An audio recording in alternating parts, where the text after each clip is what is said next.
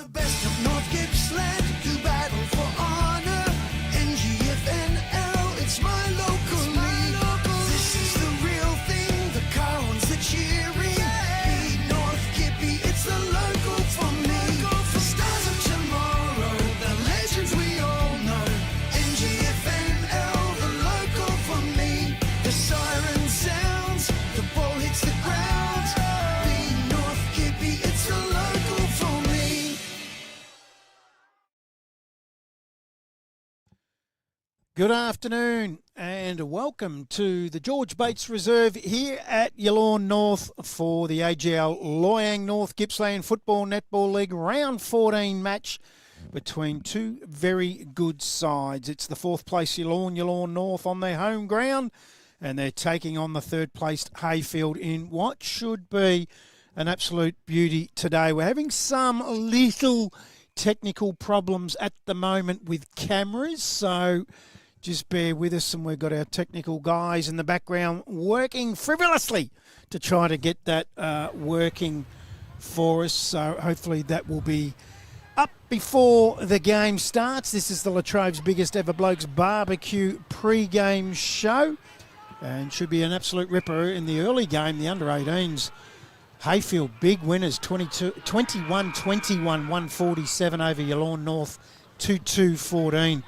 In a mammoth win for them.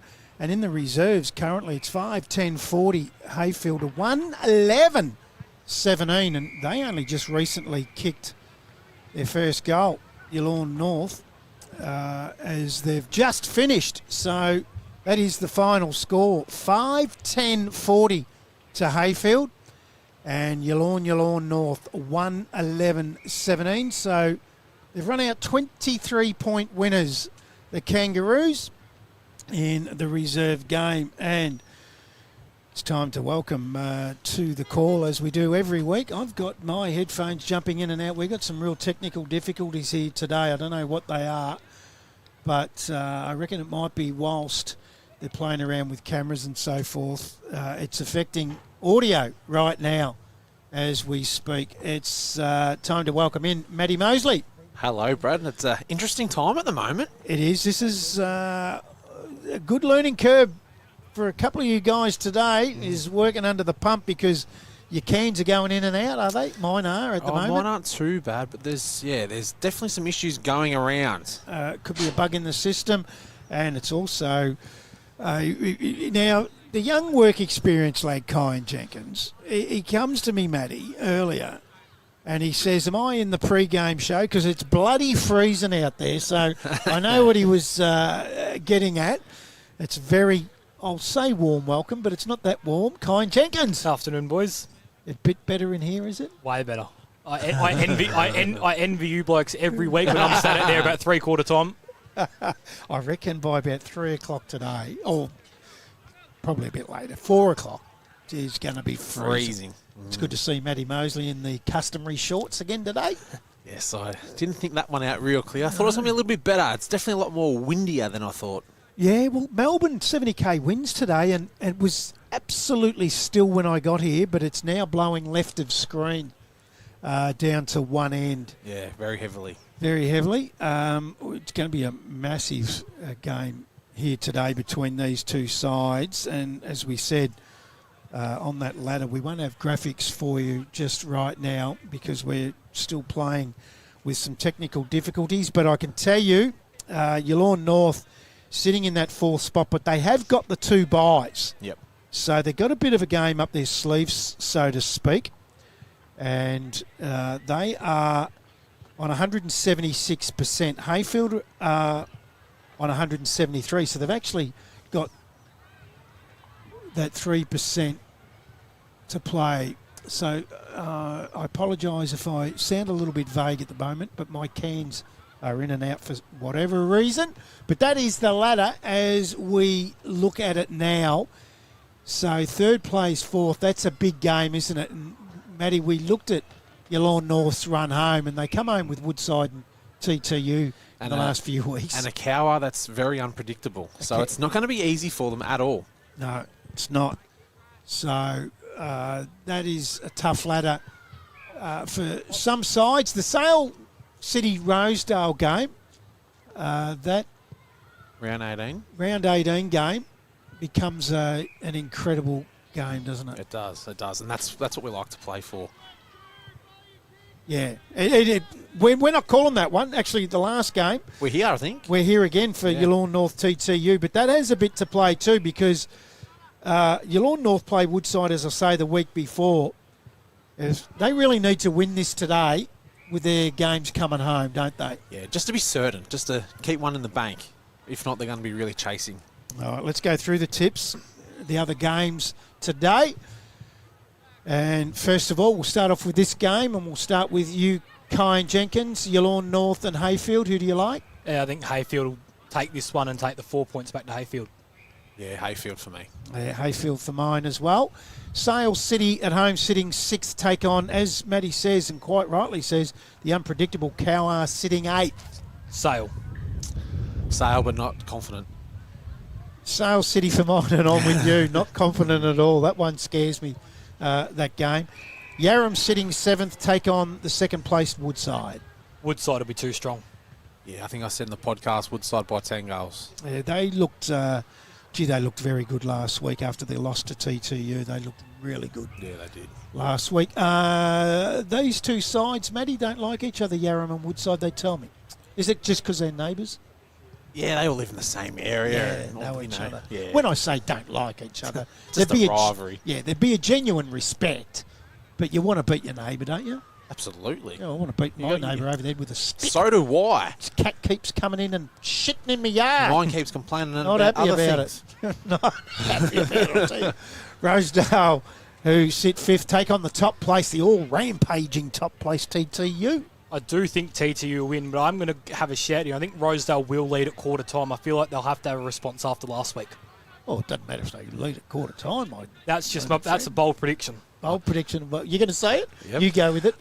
Director of the board. Last time TTU played Rosedale didn't kick a score, I don't think, in the first quarter, and TTU banged on 9 goals, I think. Well, we were there. We were there. Anzac night, and it was bucketing down. Yep.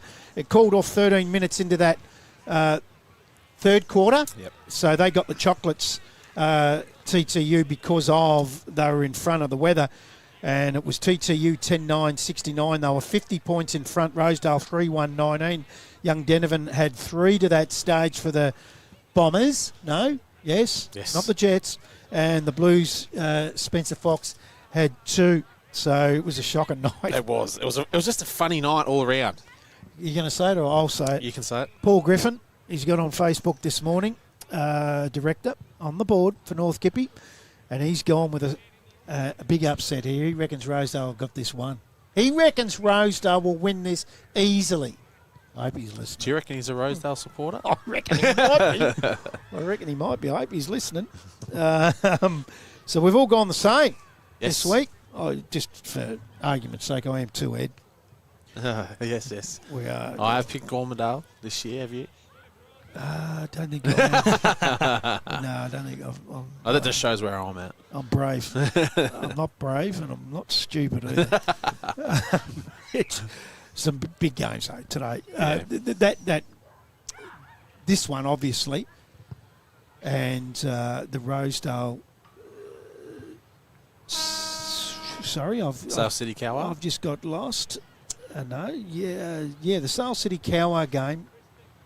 The Yarram Woods side, the Sale City Cowar game. If Cowar get up there, Sale City are in a lot of trouble now. Puts them in trouble. They sort of rely on Cowar to beat Yallourn North as well, and they have to beat Rosedale. I do see Kane Martin's playing today. Yes. Sale City. That helps. No shoe back, though. No shoe back. I did notice that. I wonder if it's the calf. Yes. The old man's calf. Yes. That's going on him again. What a great player he is. Played really well a couple of weeks ago Yeah, when he we did. called him against Yallourn North, where I had a torrid day. You did tell me you got belly pains again today. Every chance. I brought the egg and lettuce, curried egg and lettuce sandwich. It's not going to help me, but trust me, it's not going to help you guys. No, it's not. It's not. Colin will be looking forward to getting there on the band relying duties, there's no doubt. You brought Mum and Dad today. Yeah, Colin and a couple of dogs. they bought the dogs. That wasn't my decision, but Jack and Freddie and Charlie. Freddie and Charlie. Jack, Freddie and Charlie. Yeah, I know what I'm talking about. Hey, which the dogs that you saved in the fire? Yes. First instinct was phone. Yeah. Phone, Phone, then the dogs. then the dogs. What about Mum and Dad? Oh, they were saving the house. They were all, so you saved the dogs, phone first. Yeah, well, I can't. What would you do? Once the greyhound gets away, there's no hope of me catching him. No, that's very true. Well, unless it's one of the ones I've owned over the years. You catch that, no problem. Maddie, what would you have done? Phone first, or have you got dogs or animals? I do have dogs, but I reckon that'd be all right. It's more the kids. They're up the other end of the house. So you'd go. So the sister didn't even get a mention with Kyan. Oh, no, Dad's next to me sister, so Dad got me He'd sister. already done. Yep. And then I was up and took He'd the already dogs out. saved your sister Yep. and your mum, Yep. and you saved the dogs. That's good teamwork by you guys. How's everything travelling there? It's all good currently. We've got the rental in Traff next to the high school, and it's getting better daily. Some new additions to the home every week. And I think we got a plant today, got a couch during the week, got a Foxtel box. So Oh, you got to have Foxtel. it's all looking up now. Got to have Foxtel. Got to have Foxtel. During the week, boys, this is the Latrobe's biggest ever Blokes barbecue pre-game show. As Yallourn North have entered the ground, we still wait upon Heyfield to enter the ground. We dropped in on the Finch Cafe for some lunch during the week. How good was that? Sensational. I was a big fan. So you went the club sandwich, which isn't the normal club It wasn't sandwich. a normal looking one, but it was bloody It delicious. looked magnificent. Kyan was. went with the same as me, the honey chicken. Honey chicken, yep. No It was nuts. all right. No nuts, yep. Yeah, I've said that for weeks. Yes. No, you did say that, didn't you? No nuts. You didn't want nuts. The waitress thought you were being rude. No, I think she told you to get your head out the gutter as well. So I think you might be right there, just quietly. And Stefan had the burger. The burger looked there. He gets a nod. He says, yep, all good. And Mick had it was like a chicken. waffles almost. Yes. Chicken and waffles. It looked Yes, delicious. it did. I'd seen you eyeing that off, Kyle. I was very jealous at that point when that came out. And we had the calamari. Oh, we got a side of calamari and We chips. did. That was good. How good the calamari is the best calamari Fresh. in Australia. Yes, Oh, delicious. I reckon they caught that down at Woodside during the morning. Just got it. What a great day that was. It was. a good lunch. Hey, now I got to bring up. I love Footy Club's social media. I reckon some of the social media at the moment is been absolutely sensational. Of the clubs in the AGL Loyang North Gippsland Football Netball League. Let me just bring your attention to Anthony Young of the Yallourn North Football Netball Club. They asked 7 questions, and Anthony was asked, if you picked a walkout song, what would it be? And this is what he come up with for his walkout song. If you're going into a boxing ring or even running out on the footy ground, this is what he come up with. Sicker than your average. Papa twist cabbage off instinct. Niggas don't think shit stink. Big hitters. My Detroit players. Tim's for my hooligans in Brooklyn. Dead right. If the head right, Biggie there. I got a plan. Roll again. Since days are under rules. Never lose. Okay, we'll just have that little bit going in the background. We've gone back to Saturday night, haven't Yeah. we? We're all bopping away here. Bopping away. Now, that is hypnotised by the notorious B.I.G. Now, do you say B.I.G. or Big? No idea, Brad. This B.I.G.. is you, It mate. is B.I.G., isn't it? Now, that's okay. I like the song. I think it's good. But in the very next question, he was asked, what's something your teammates are not likely to know about you? And he went with, I've recently watched Frozen, the musical, and enjoyed it.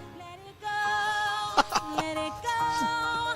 Can't hold it back anymore. Let it go. You've probably watched this, Manny, with you got a young one? Yeah. 2-year-old? Yeah. But luckily he's a boy. What are you saying? There's more of a little girl type of thing. Wow. Is there any bigger contrast in musical taste? Oh, I like the music. Oh, That would go down well for my young fella. Oh, his nickname's Bulldog, so that would go well with that. all I've got to say to Anthony Young is, Come on, man. Come on, man. Come on, man. What the hell is he doing? One extreme to the other. That was Barack Obama.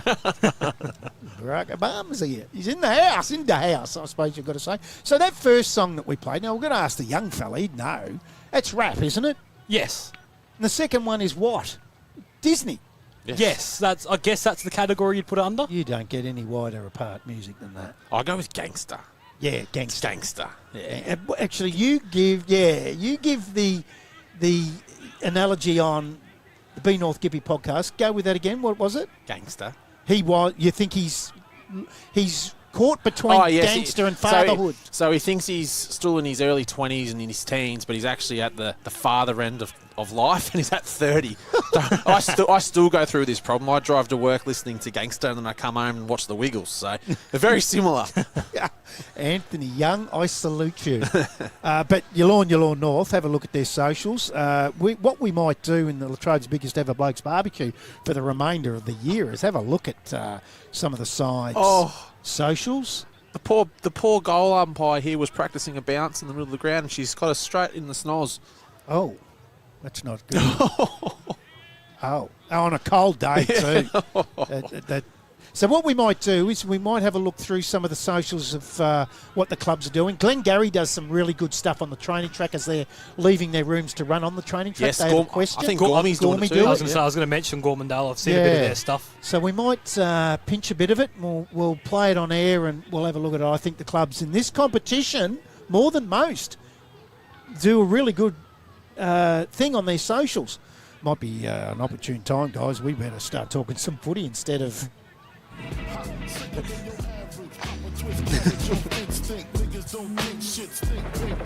love it. All right, I'm going to let it go. Let's have a look at the sides for today. First of all, let's have a look at the home side, Yallourn North. They need to win this, Matty Mosley and Kyan Jenkins. No doubt about that. Jenkinson in the back line, McInnes. Only found out this morning he's a detective. Oh, probably not allowed to say that on there. Oh, he's probably... Oh, geez. Move on. Fry on the back flank. He might spend a bit of time through the middle. Massis is the big one for me. He needs to have a big day. Even Shalcock, he looked like he got shot the other week with that calf. He did too out of Sale City. And he played last week as well, so not as bad as what it looked. Yeah, the big one for me here is both clubs lose their ruckman today. So Owen Budge goes into the ruck, who you know a fair bit about. He's played predominantly from the back half, Matty. Yeah, I used to play on him, or he played on me. And he told me he used to bang you in the head. Yes, he's very good at that. And that's probably why he's in the ruck today. If he's not going to hit the ball, he's going to get you in the head. Reese has been good of late up forward here in the 21 Guernsey at centre half forward. It's a real, and Brooks as well. First game back in. Yeah, for the year. Those three, Reese, McDonald and Brooks, pretty handy forwards. Well, Brooks was actually team of the year in the back line last year, so he's starting forward today. So he's a massive in for them. Let's remember the Keogh boys too in the pockets. They're pretty handy. So yes. And then Climo comes off that interchange as a forward. And he was good. Yes, he knows where the goals are.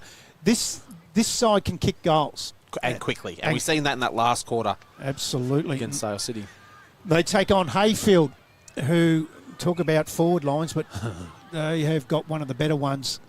The big fella, Darren Sheen, won't play today, but Humphreys and Brown and Kyle Graham, probably pretty bloody handy as well, I would imagine. Kyan, what do you think? Lee Brown's, I think, one of the best forwards in the comp, so it's handy you can have him, and then a couple others if he gets a double team, which we have seen this year, the others can step up in his place. So they also have a ruckman that's not normally in the ruck in Conway, but you know a bit about him, Matty. Yeah, I've played against him. I think he played a bit of footy at Ballara a few years ago now, and I've watched him in the twos a little bit as well, and he's been extremely dominant in the ruck, so he's a handy in. There's no doubt Lee Brown plays Vanderswart. He'll start off on McDonald. Brown is a huge rat for Vanderswart. Yep. So he'll get the first go there. Christian, I would imagine, will go to the centre half forward in Lachlan Rees. Yeah, you to think start so, off with. You would think that would happen. So that'll be interesting. There'll be really interesting matchups. But obviously it's the midfield. McMillan was really good a couple of weeks ago. Bennett as well. Him. Bennett's a goal-kicking midfielder. Left foot up, beautiful kick. He's been really good of late. So they're the sides for today. And we're not far away from a start here at the George Bates Reserve. 23-point winners in the reserves for Heyfield. 133-point winners for the Kangaroos as well in the early game in the under-18s. We might bid a farewell to the young man, Kyan Jenkins, as he's going to head out into the cold. To the cold, the boundary line duties that he so often just loves. Will be cold. But you know what, Kyan, I've got to say, you've been very lucky because it has been a dry winter. So you should be very, very happy about that. So he is a big man, Conway. Yes, he is. It's going to be a good match-up here between Owen Budge and Conway in the middle. Because Budge will crash and bash all day. So we're not far away. That was the Latrobe's biggest ever Blokes barbecue from the first bounce. Not far away at all. This is the Evans Petroleum match of the round in the AGL Loyang North Gippsland Football Netball League. We are in a coliseum here at George Bates. It's an absolute picturesque ground. I think Matty Mosley's favourite ground in the whole of Gippsland. Would that be right in saying, or one of? It'd be one of. I've had good times here. So, we're underway. Just goes early, does the Yallourn North ruckman on that occasion. Heyfield quickly through Conway, gets the first ball inside 50. Punched away, bouncing ball. They go low and hard. Stevens, inclusion today as well. Fed out. Oh, he's given it too. Yep, they call for the ball, and he'll get it. That's against Bihar. Now, hopefully that's the right way you say it. Bihar we'll go with, or Bahar. I'm going with Bihar. He's a big boy as well. Yes, he'll be going in the ruck. Every bit as big as Sheen at centre-half forward. He's had a handful of jumper there. Did the boy in Christian, not paid. They go away, the Kangaroos, and 1-2 here from Marchese, who's really set Heyfield alight since coming back into the side. Good Gonna call. get the chopping of the arms. It was a good call. And the free kick will go to Bihar. He's 50 out. And it's a breeze to the left of screen. The left footer goes in towards a goal mouth. Oh, good effort in the end. Brown had his name written all over that. Couldn't take the mark. Players around the ball. And I've got to say, the umpires for today in field, Nick Cullis and Harry Davis in the boundary, Cooper Hole, Poppy Marnie and Michaela Hinkley.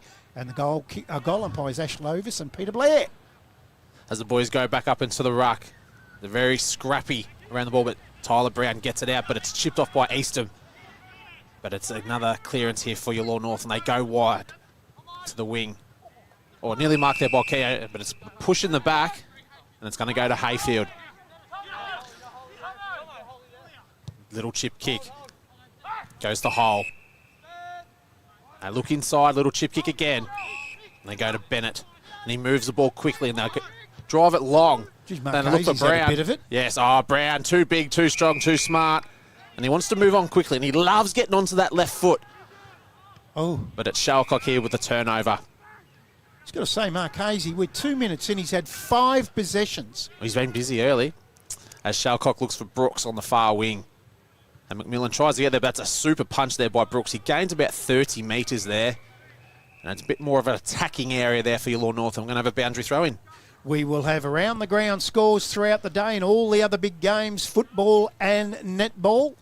And round 14, not far off finals footy. And we'll go through some venues in the halftime show today. Thanks to BP Tarralgon East. Get out there for a car wash, coffee, snack. That's what I do every day. And we'll get a restart out of wing. Got a red eye there during the week. What's that? BP Traralgon East. That's an energy drink. Is it? Yep. Something else when I grew up. Up it goes on the wing, out of side, punched away, and go forward. Bouncing ball towards centre half forward. The long sleeves is Burnett there for Yallourn North. He can't pick it up He was the one we got that beer off, that can. He's on the can. on the can. The beer we got from the... When we were here at Thursday night Yep. for the B North Gippy podcast. Quick Yep. handball out by your friend, Owen Budge. Tap forward by the little fella in Keogh. That's Dylan. Again, we're going to get a stoppage here inside 50 for Yallourn North.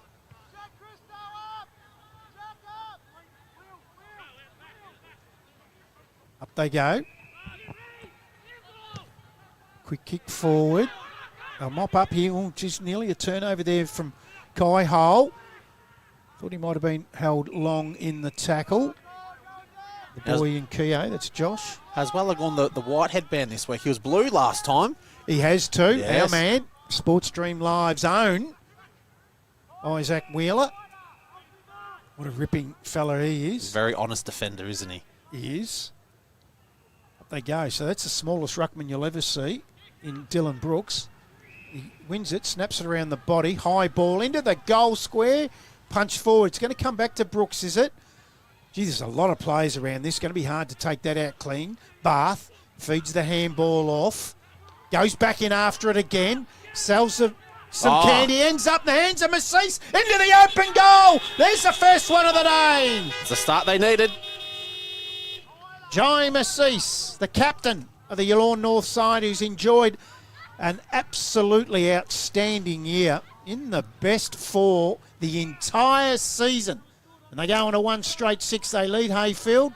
Yet to score. That's on the Hurricane High scoreboard. We're gone 5 minutes into the first quarter. Dylan Brooks, what a start. He's really changed them in the forward line dynamic straight away. That's interesting. He rucks. He'd only be 5'10", 11. Yeah, he's not overly big, but very smart footballer. As we go back up into the ruck, and it's Conway and Budge.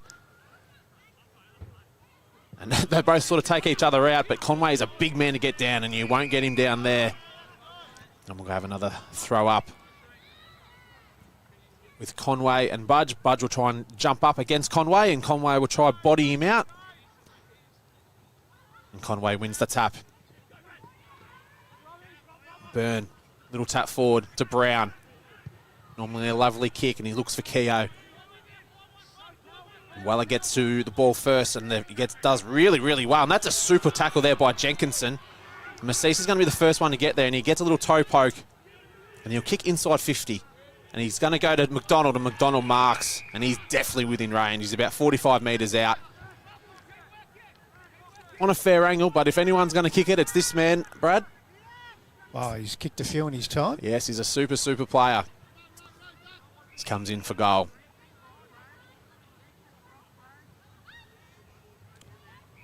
Very predictable run up. Ooh. Kicks to the right, and we have a behind. That puts Yallourn North to 1-1-7. Heyfield yet to score, nearly 6.5 minutes in on your Hurricane High scoreboard. He is normally a beautiful kick, is Dean McDonald, but that is a really, for a goal kicker like yourself, Matty, it's an uncomfortable breeze, I would have thought, out there. And we're pushing a little bit across, so... Oh, nice mark on that outer side to Mitch Stevens. He's related, isn't he, to Yes. Mick Stevens, that played some AFL football with the Adelaide Crows. Is that Brooks again? She's had a bit of it, hasn't he, early. And Massis now. Oh, that's good football. Hits up Dylan Keogh. Quickly wants to play on, and why wouldn't you? Finds McDonald again. Same spot, a little bit closer. So he hit the last one right. Has he read that and able to correct it on this shot? So McDonald. And he has. Gets it all the way. That is a contender, an early contender for the Finch Cafe goal of the day to Dean McDonald. And he did read it from the last one, Matty. Yeah, he did. 2-1-13, Yallourn North. Heyfield yet to score. 7.5 gone, first quarter. Hurricane High scoreboard. Here it is here on the replay. It is just a beautifully balanced kick. And they are kicking with the breeze. So, They are.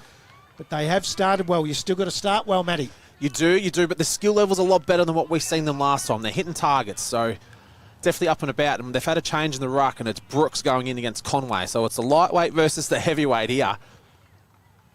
And Conway gets the tap with that left hand. He'll go there all the time. He goes to Callie, and McMillan does a scrubber of a kick going forward, and it's Little.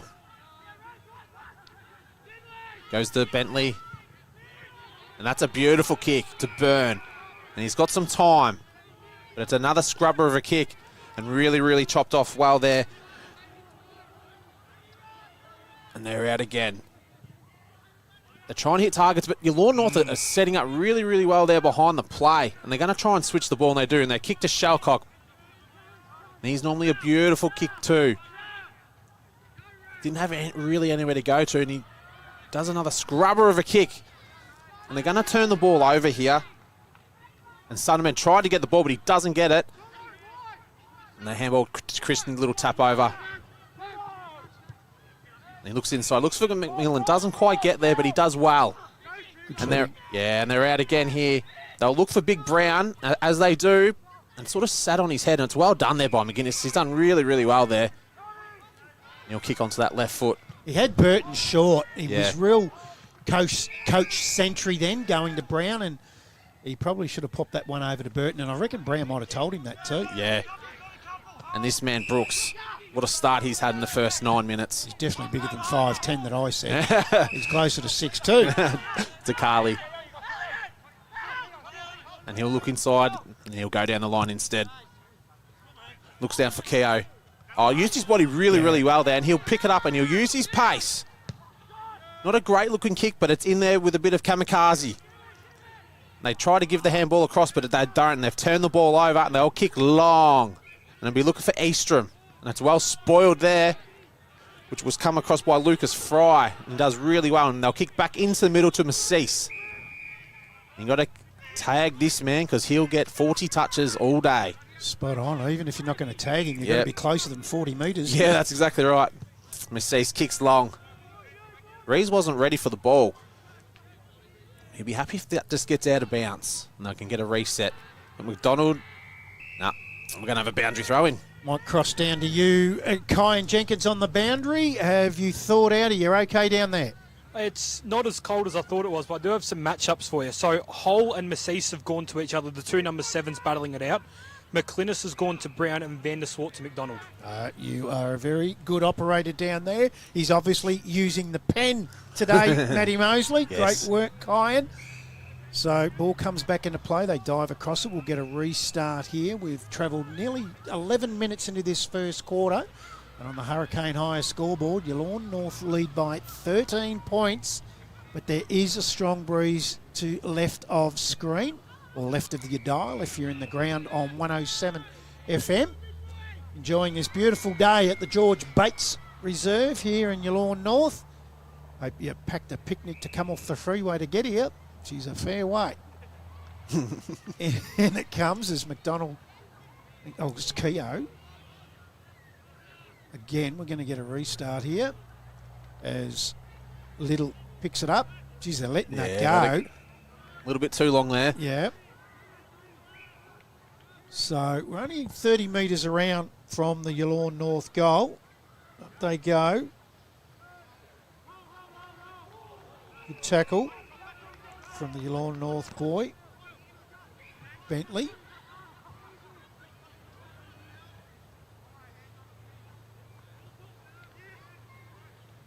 Tap out from Brooks. Hurry kick, high ball into the pocket. Keogh's running towards it. It's going to carry the boundary as the wind drags that out over.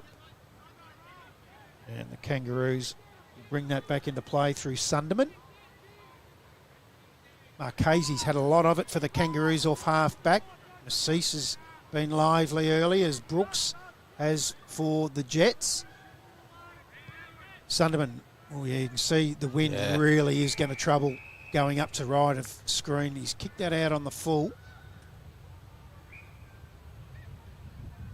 Jets will bring that back into play. Outside 50.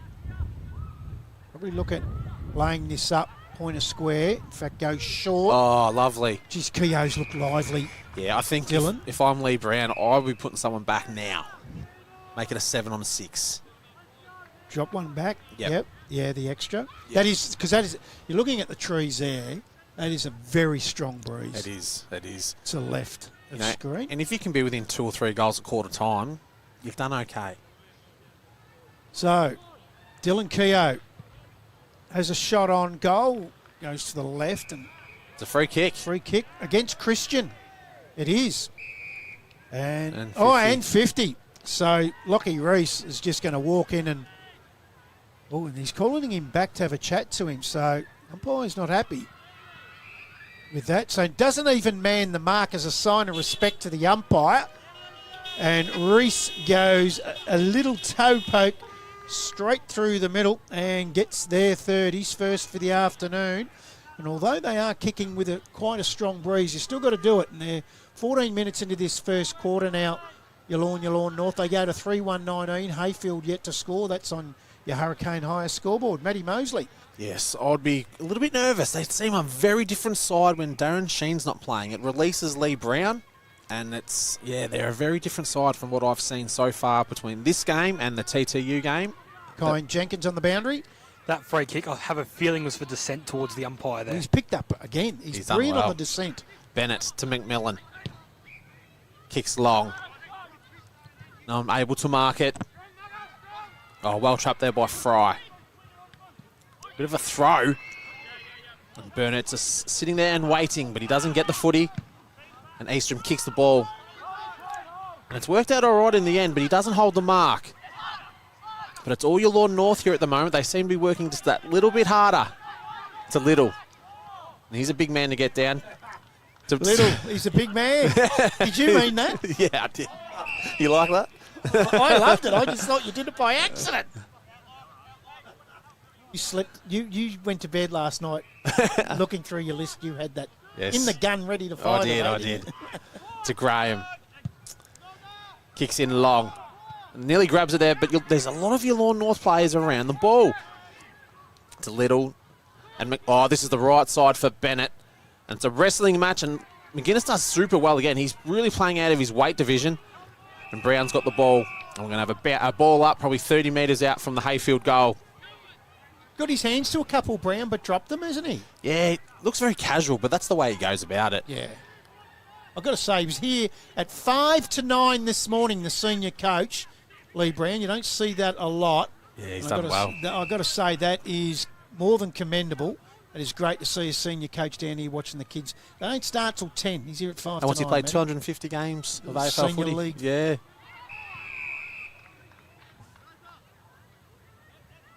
So, we'll get a restart again. 35 around from the Heyfield goal. Another stoppage. Going to be a fair bit of this in the breeze today, I would imagine. We might get a hot dog review at half-time from Zane Mosley. He's already had 4. He reckons they're pretty good. So, if you're in the ground on 107 FM, head over to the canteen. The hot dogs the business. Quick kick inside 50. Woodland couldn't take the mark. Spills free. I'll clear this away here. The Jets with a long ball out towards the flank. McDonald's got a 1-on-2 here. Gee, that really dragged down in the breeze, didn't it? It did. Trickles over in front of the Yallourn North social rooms. Kyan Jenkins on the boundary. Well, they have made that change that Matty was suggesting. Caleb Ronan's gone behind the ball. He's about 15 or 20 metres off that McDonald-Van der Swart matchup, just as a sweeper there. That's call. why Matty Mosley's the best in the business. Thank you, Brad. As Heyfield have the ball again to Bennett. Gives it a little bit too much air, and Bentley gets the spoil. We're going to have a boundary throw in. They're very on the ball at the moment here, Yallourn North. They've come to play today. Yeah, they have to, don't they? They have to win this game. They've got a tough road home, don't they? And it's Budge back in the ruck. No one sort of gets the tap. Both players hit the ground. It's a bit of a territory with all the players tapping, and they get the ball out eventually, and it's gone inside Yallourn North's 50. And it's McDonald just lurking around, but it's well trapped there by Van der Swart. Does really well, but he's in trouble, but he gets it out. We're going to have a ball up. Only about 30 metres from Yallourn North's goal. And there's a lot of dangerous plays here for Yallourn North that can get the ball quickly. And that man going up in the ruck, Dylan Brooks, just runs in the player, but no one sort of gets the ball. Well, that's a good call. High tackle. And it's going to go to Yallourn North. Heyfield. Is that 50-metre penalty? Did you see anything on there, Kyan? I didn't quite catch that one. I was looking at where that ball was going, because I thought he might pay advantage. Yeah, I think there was a bit of mouth going off there, so it's been a 50-metre penalty. A little chip kick. Good mark there to Woodland. He's a left footer, and he'll get onto that. That's a dangerous area. Another little chip kick. And Fry, he's turned it. And it's gone to Yallourn North's way, and he's looked for Keogh, and he's done really, really good punch there by Christensen. They're doing really well there. Kicks in deep. And he's looked there for Graham. Oh, but he's got a taken 2-on-1. Take an eye for sure. Yeah. He's going to get a free kick. Probably about 55 metres out from their goal.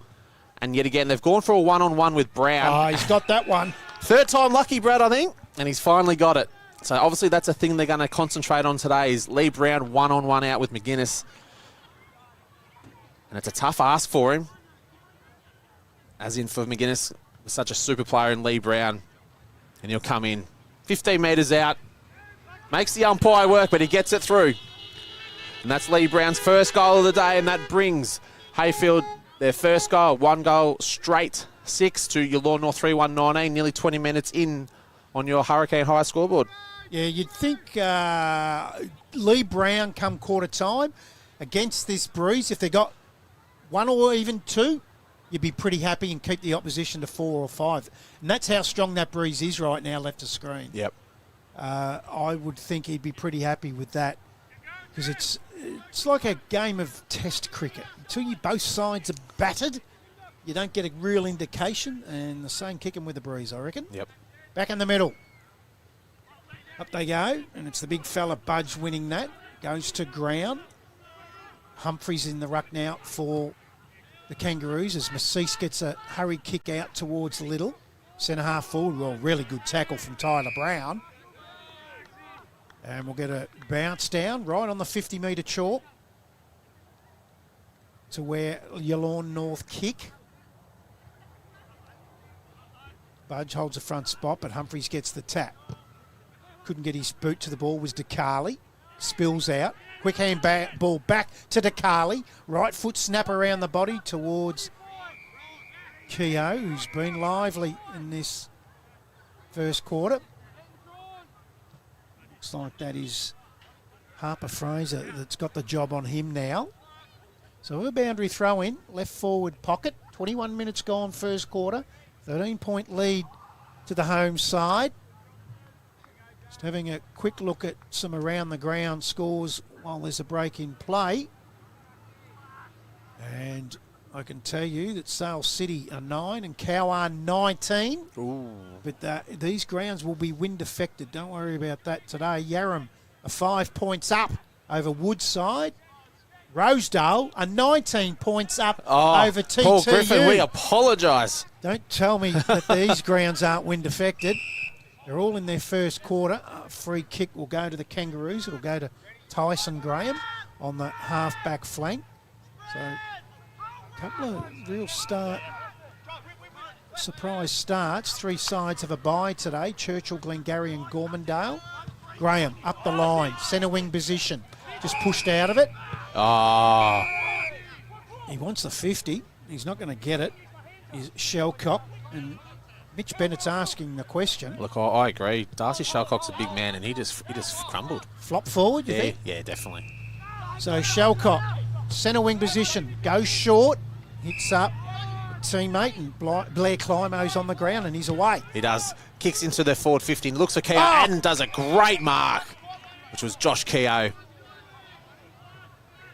And he does love a goal, Josh. And it was a beautiful kick in there by Blair Clymer. Every time he comes on off the bench, he creates because he leads up to the footy. Kyan Jenkins, you're down there. You got a good view at this with the wind. Does he need to hit this right to left? I'm not sure. Every time we talk about the wind, it seems to decrease. Yeah. And you don't talk about it. I feel like top of left goalpost, it'll fly back in. Okay. Got a good view behind it as he comes in for goal. Just sort of stabs at it, and that was really, really well done because he didn't get... Took the wind out of it, Exactly didn't he? right. That's exactly right. So it's a great goal there by Josh Keogh. As Yallourn North have kicked another one. And that brings them to 4-1-25 to Heyfield, just the 1 goal, nearly 23 minutes in on your Hurricane High scoreboard. So, yeah, here it is here. He hit that flat, as Matty Mosley rightly called. And by hitting that flat, it really does take the wind out of the equation. Yeah, obviously the higher it gets, the wind grabs it. And because we're sort of we've got a lot of trees behind us, and we're sort of in like a quarry, aren't we? Yeah. So back in the middle, Conway wins the tap. Maceese chops off the handball of Bennett, but running away with it is Kai Hole. It doesn't get his kick away, gets the handball. Maceese just intercepted that beautifully. Gets a 1-2, around onto his right foot. Hurried kick out towards the wing. Oh, that's a shocking bounce for anyone but Wheeler. Does well, feeds it off to the outside. Coming back now, Bennett takes the mark, centre wing position. Just chips up. Ronan, inside 50 with a spearing ball, gets through. Graham's out the back. Gets it on the second attempt, and they dive across him. Thought he might have taken the knees out. The umpire's paid a free kick. It's going to go to Heyfield here. So it's Graham. Kyle Graham. So he's inside 50 against the breeze. He'll have to kick that every bit of 47 metres, I reckon, against that breeze. So Might drop on the goal line too. they trail by 19 points. In comes Kyle Graham. He's sprayed that to the right and it stays there.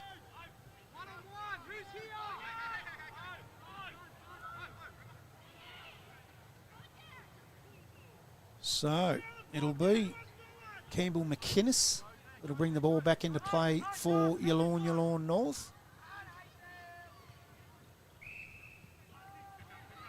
Called to play on. Long kick out to the outer flank. Comes to the front of the pack. Taken away by Fry. Right foot snap round the corner looking for Little. Brown's out the back looking dangerous here. Little collects it, feeds off. Oh. Good tackle. That was Wheeler, our man. Sports Stream Live's own Isaac Wheeler with a bounce down. Out a wing in front of the Yallourn North social rooms. Up it goes. McMillan lays the tackle for the Kangaroos. Very, very hard to get your hands free. Anything down there, Kyan, that you can bring up to us? Well, I just want to comment on the discipline of both sides. 2 50-metre penalties given away to leading goals and all the sloppy free kicks that really are avoidable. We might be able to cross down to you a fair bit today because this looks like a stoppage fest. As we're nearly 26 minutes in on the first quarter, and the boys go back up with the throw up, and they get a bit of a quick kick. And it's Jenkinson tries to pick the ball up, but he can't. And Little absolutely polarises him into the ground, and we're going to have a throw up here. He's a very, very solid man, Lockie Little. Told someone might have thrown up after a hot dog earlier. Really? The word is rumour. There's a rumour going around.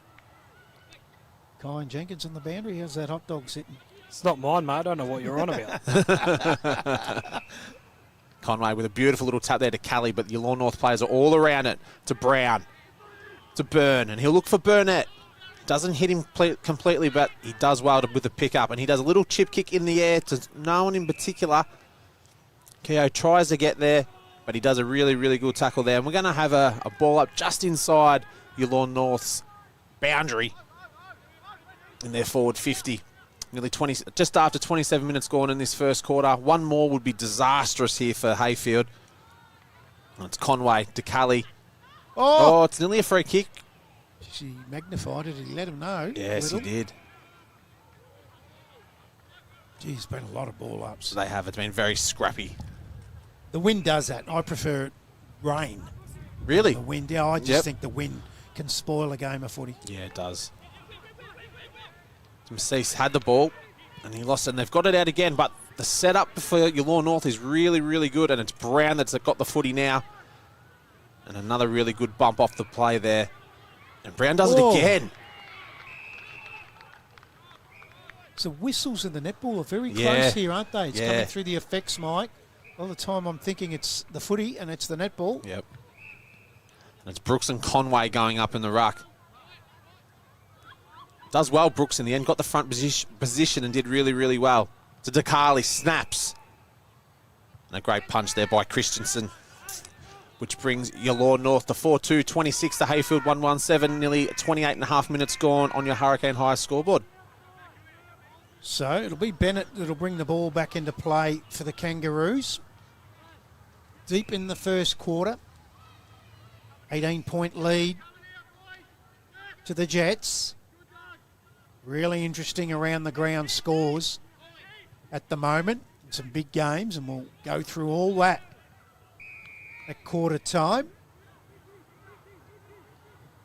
Kangaroos are going to go, short, and just dropping what he should have taken was Ronan. He has the time to butter up, feeds it off, kick inside, still their defensive 50. Tyson Graham takes it away, looks for McMillan, finds him on the wing.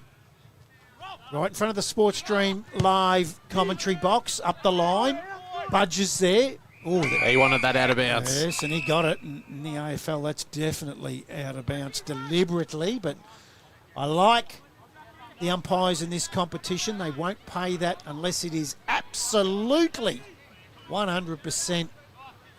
That was about 98%, I think, that one. About 90. Yeah, the 2% will always get you off. Didn't get Aaron Patterson off as they go to ground. Reminds me of steak and mushy pie at half time, I reckon. Kai and Jenkins, sound good? Steak and mushroom, I'll take that one. Yes. You've got your egg and lettuce, so Curried egg. We'll see you in here at half time. Don't worry about that. As it comes out, McMillan backs back and goes forward. Spearing kick up towards centre half forward. Gets out the back of Humphreys. Quick kick for the Jets up towards the centre. Geez, players come from everywhere. Massis has no one near him. Hasn't for the first quarter. Little over the top to DeCarly. Right foot, looks for McDonald. Bouncing ball. Gathers it in front of Vanderswart, then fumbles. He'd be disappointed with that McDonald because he's so quick. He just couldn't pick it up. A boundary throw in. So we're only about 35 metres around from the Jets' goal. 30 and a half minutes gone first quarter. One here will hurt the Kangaroos. Yes, there wouldn't be long left, I wouldn't have thought. Next, Brooks going up in the ruck again against Kelly. He's a big midfielder too, and Little tries to get the ball, but he doesn't. And there we have it. Quarter time here at the George Bates Reserve at Yallourn North, and it's Yallourn North 4-1-25 to Heyfield 1-1-7 on your Hurricane Hire scoreboard. So 18-point leaders are the Jets here at quarter time. We might take a quick break at the George Bates Reserve Yallourn North whilst Kyan Jenkins goes out and has a listen to the coaches and reports back. And it is the Evans Petroleum match of the round in the AGL Loyang North Gippsland Football Netball League. It is the Jets by 18 points, and we'll be back here very soon. BP to Ralgan East, day or night from few to a feast. BP to Ralgan East, from a wicked brew coffee to washing the beast. BP to Ralgan East. Water. It's a part of life and we all depend on it. We spray it and play in it. At Davey, we move it around, clean it and provide the right pressure at the right time. To help you do this, run one of these and wash her. We're Australian made and made for Australia. So when you depend on this, need to do this, or just want one of these, you can depend on Davey.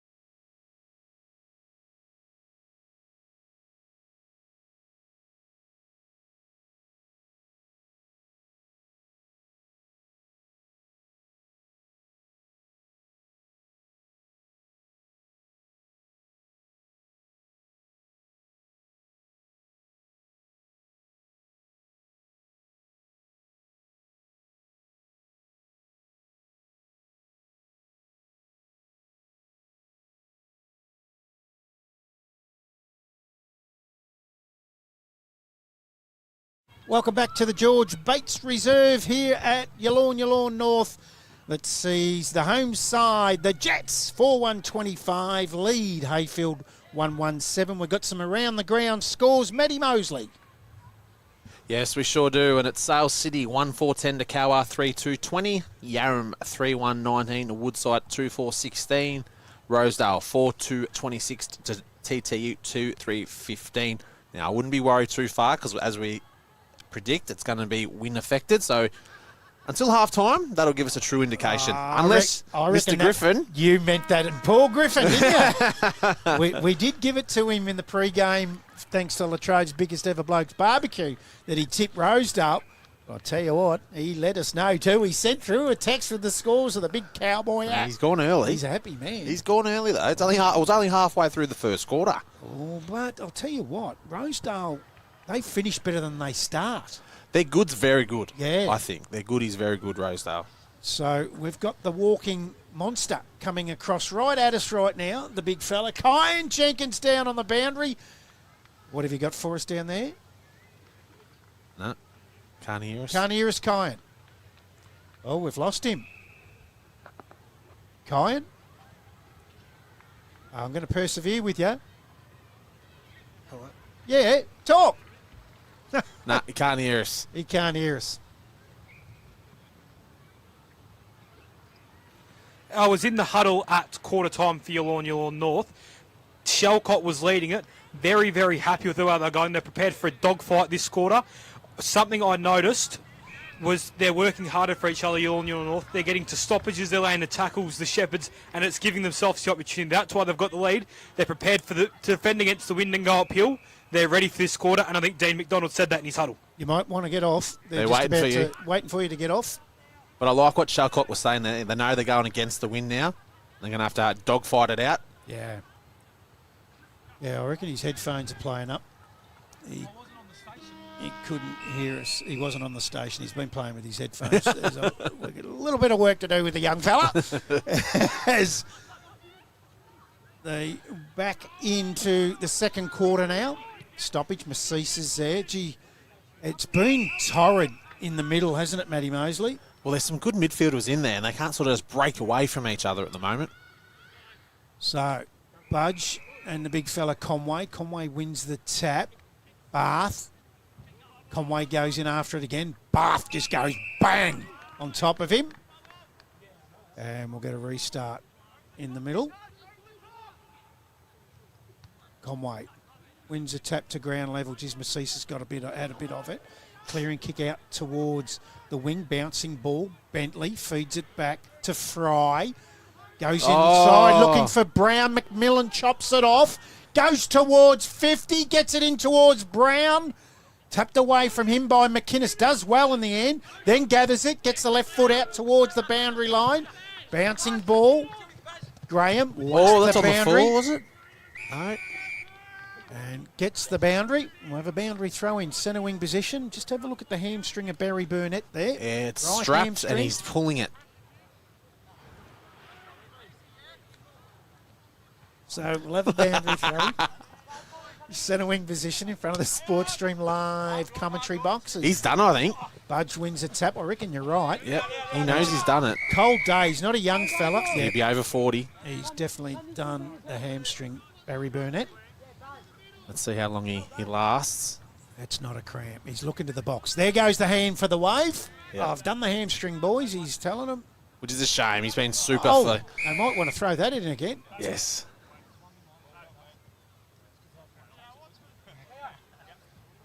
So, young boundary umpire will have another go at that. So Burnett's going to work his way over. It always happens a hammy on the other side of the ground from the boxes. Bath. Yep. Can't get it away cleanly. Then I reckon he took Kai Hole high. Umpire might have been blindsided by it or just thought it wasn't there. So ball up. Centre wing position. Conway. He's a big boy. Yeah. Holding him out. Bath. Sell some candy. Sell some candy. Handball over the top to Brown. Oh, he's got to take it. Burnett limps away. Feeds it off to the back to Bentley. Goes in towards the middle. Here he is, Marchese. He's had a great start to the game. Feeds it off over the top. Taken away. Inside 50. Over the head of Kyle Graham. Goes back in after it again. Dives on it. Underneath. And we'll get a restart. Right forward pocket for the Kangaroos. They trail at the moment by 18 points.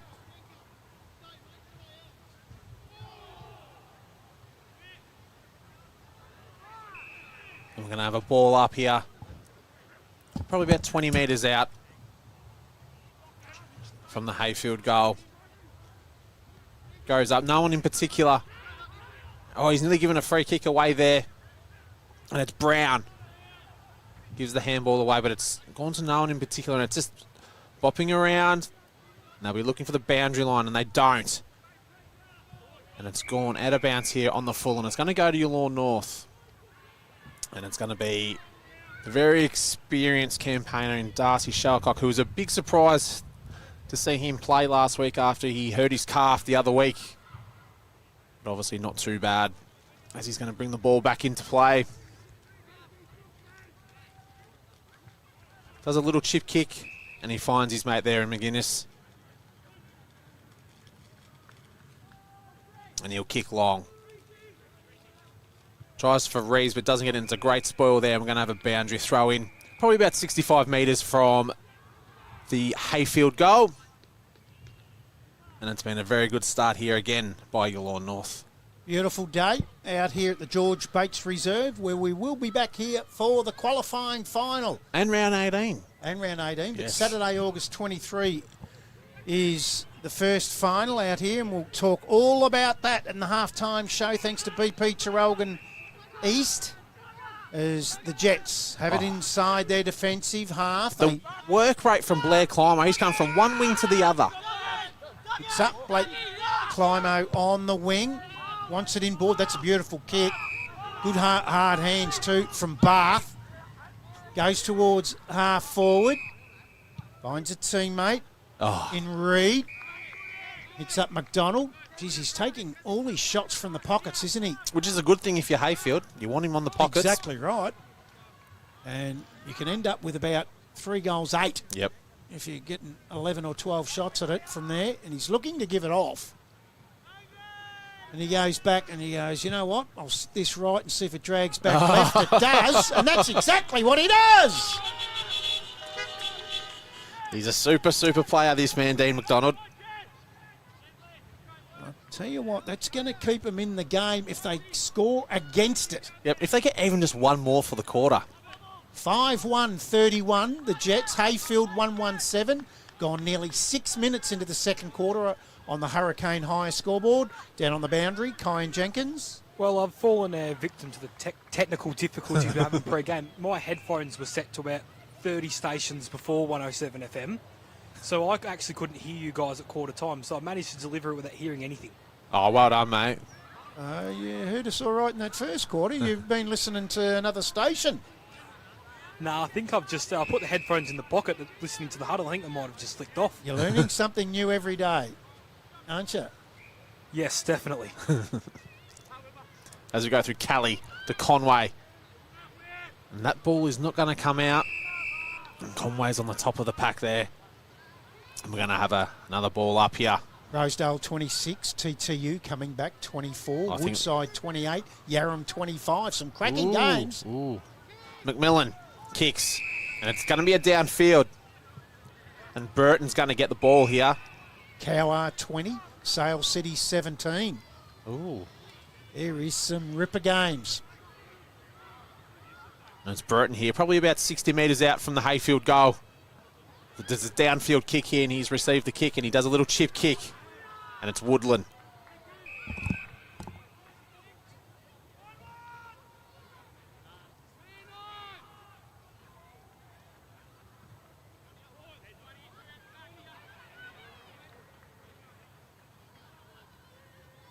As Woodland comes in.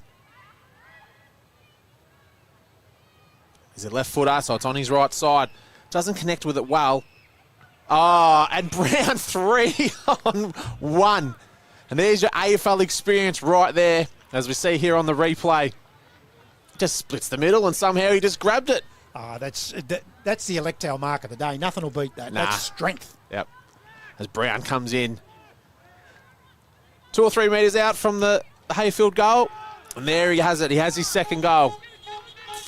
And a timely goal too, as we're 8 minutes into the second quarter. It's your Lawn North 5-1-31 to Heyfield 2-1-13 on your Hurricane High scoreboard. Kyan Jenkins. Well, they need to help Lee Brown out. They're not kicking to his advantage. If you look at the other end, McDonald has 2 people with him at all times. He's forward and 2 other defenders putting blocks on for him, allowing him to lead up. Brown's got 2 defenders and no help. They need to support him. So, the Electel mark of the day. No doubt about that. And I've forgotten already who the Finch Cafe leader for the goal of the day was that we said earlier in that first quarter. It'll come back to me. Might have been McDonald from the boundary. Yes. So we'll get a restart in the middle. His first goal. Dean McDonald comes out the back. He's gang tackle. There was Bennett. Pressure's been good by the Jets. Good tap from Humphreys. High ball towards centre half forward. Gets to the ground. Massis is always going to be there. So quick. He is, and gets the ball to the boot, or boot to the ball, whichever way you look at it, really quick as well. He's playing for a free kick there was Brooks. Didn't get it. So we're going to bounce down centre wing position, right in front of the Sports Stream Live commentary box. Some ripper games going on around AGL Loyang North Gippsland Footy League in round 14. We'll keep you up to date. Kelly feeds it off to the running Ronan. He's tackled, had all the time in the world by Climo. Really good tackle. Comes off the interchange each week for the Jets and really gives them something, Matty Mosley. He does. He leads up really, really well. Just a bit of flair about him. And that's a beautiful looking kick. And he kicks to Brooks. And I think he's winded himself. It was that good of a kick. It's hit him right in the stomach. It's taking a bit of time to get straight back up. Has hurt him. Umpire's told him to hurry up and it's play on, and he just kicks it as long as he can to get it away from him. And it's Jenkinson that has the ball, but there's not enough Yallourn North players around, but something's happened here off the ball. I reckon he held him long in the tackle. Okay. So it's a Yallourn North kick, and it's Will Jenkinson. It's Isaac Wheeler. Just held him long. He's been lively as well. Crossed down to our man on the boundary. It wasn't descent, was it? Nah, he held in the tackle too long. Good work. He's backing himself too, Will Jenkinson, and as he comes into goal, he'll have to kick it a good 50 to 55 metres. Oh. And that is a good-looking kick. It's just going to fall short here. But the Yallourn North forwards are there just lurking around, and they do have some good small forwards. To Carley. Tries to give it to Kehoe, but he doesn't. Oh, that was nearly a head-high tackle there. And the boys are scrambling around the Heyfield and Yallourn North, and we're going to have a ball up just inside the boundary line there. And it's going to be Brooks going up in the ruck as well. And he's been very, very impressive at the moment, Dylan Brooks. First game back this year, and they've turned it over. And it's Climo. Kicks long. Looking there for Reeves, but it's gone over the back. Oh, Wheeler did well. Yeah. It was Josh Keogh. If that went over, he had it. He was running into a goal. Did really well. Just stuck the big Duke out. Yep. Got his hand to it. Those Keoghs look very, very dangerous in the ball. It's the ground. Clearing kick for the Kangaroos. Goes in towards the middle. Bouncing ball. Terrible bounce. It didn't help the cause of Bentley. And he goes back and lays a really good tackle in the end and able to half that on Sunderman. So we're going to bounce down in the middle of the ground. A lot of players around it again. Quick kick forward. That occasion by Brooks. Goes up towards Massis. Just taps it to it. No, in fact, that is Dylan Kehoe. Get a kick towards the goal mouth, but the bouncing ball's just going to favour the Kangaroos through Christian. Goes to the outer side looking for McMillan. Bouncing ball. Little comes at him. Taps it off, looking for the free kick. There's Massis. Beautiful quick hands off. They'll go inside 50 again, but turn it over. Stevens takes the mark. Gee, he has a player out here wide if he wants him, and he goes to him in the end in Tyson Graham. He just lays that up. Sits nicely. So the Kangaroos are able to take that away from the wing. Stevens did well to mop up and run up. Gives it off to the big fella there in BR. Goes towards Brown. Holds the front spot, then ducks out the back. Oh, I thought that might have been on the full note from McInnes. We'll have a boundary throw in. We're only 30 metres around from the Kangaroos' goal where they trail by 19 points. We're going 13 minutes into that second quarter. They'll be happy so far, Yallourn North. They've taken 13 minutes off the clock, and Heyfield only got the one goal. As we have a boundary throw in here. Good throw in. Tap from Heyfield. They look for Bennett. Can't give it to him, and it's Byrne. And Brooks fighting for it. They're on the same team. I think they forgot. But they get the ball out of play. They look for Keogh, but they don't get to him, and it's Wheeler.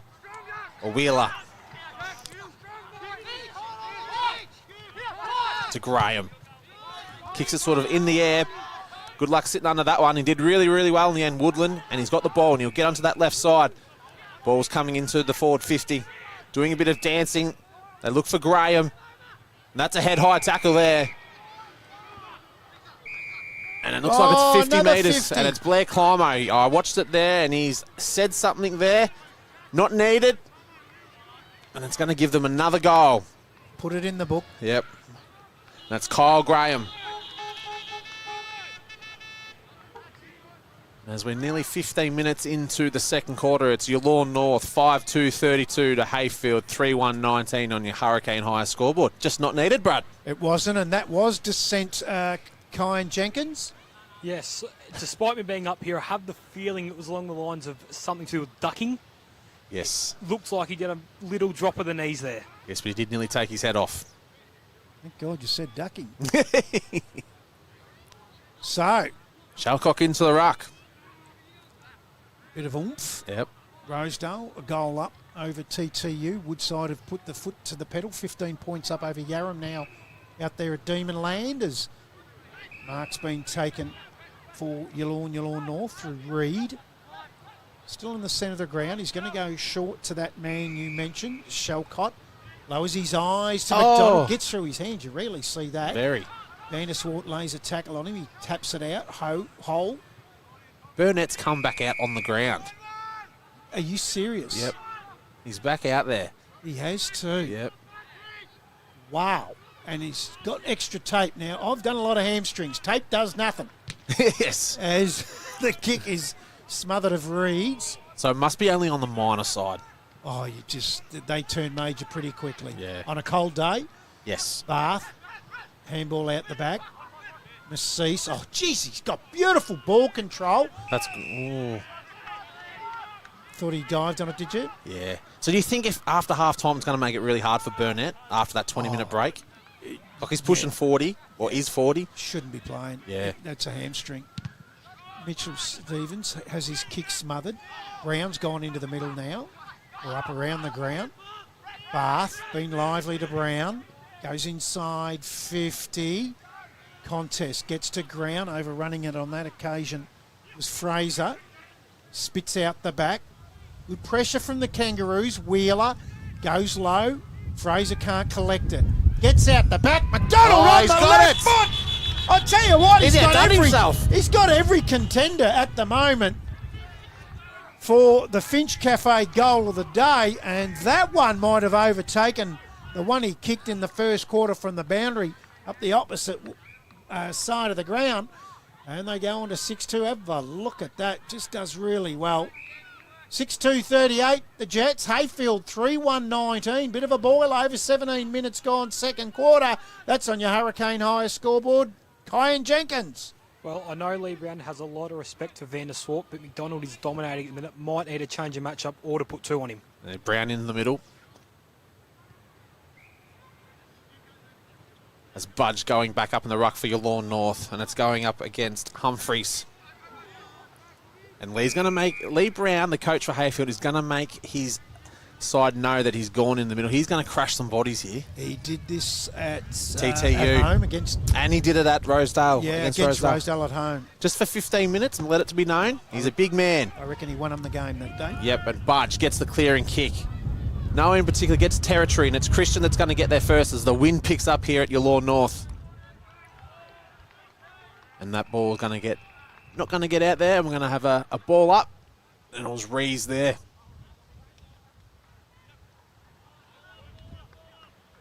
$47 Woodside, 26 Yarram. Yes, that's a wind-affected match, definitely. Rosedale 34, TTU 27. Yep. And you can hear the wind in the effects, Mike. Yes. That's Blowing Rees up here. flying around there, but Heyfield get out and in a very dangerous position. And there's about 4 Yallourn North players there, and they did really, really well in the end there. And it was Van der Swart,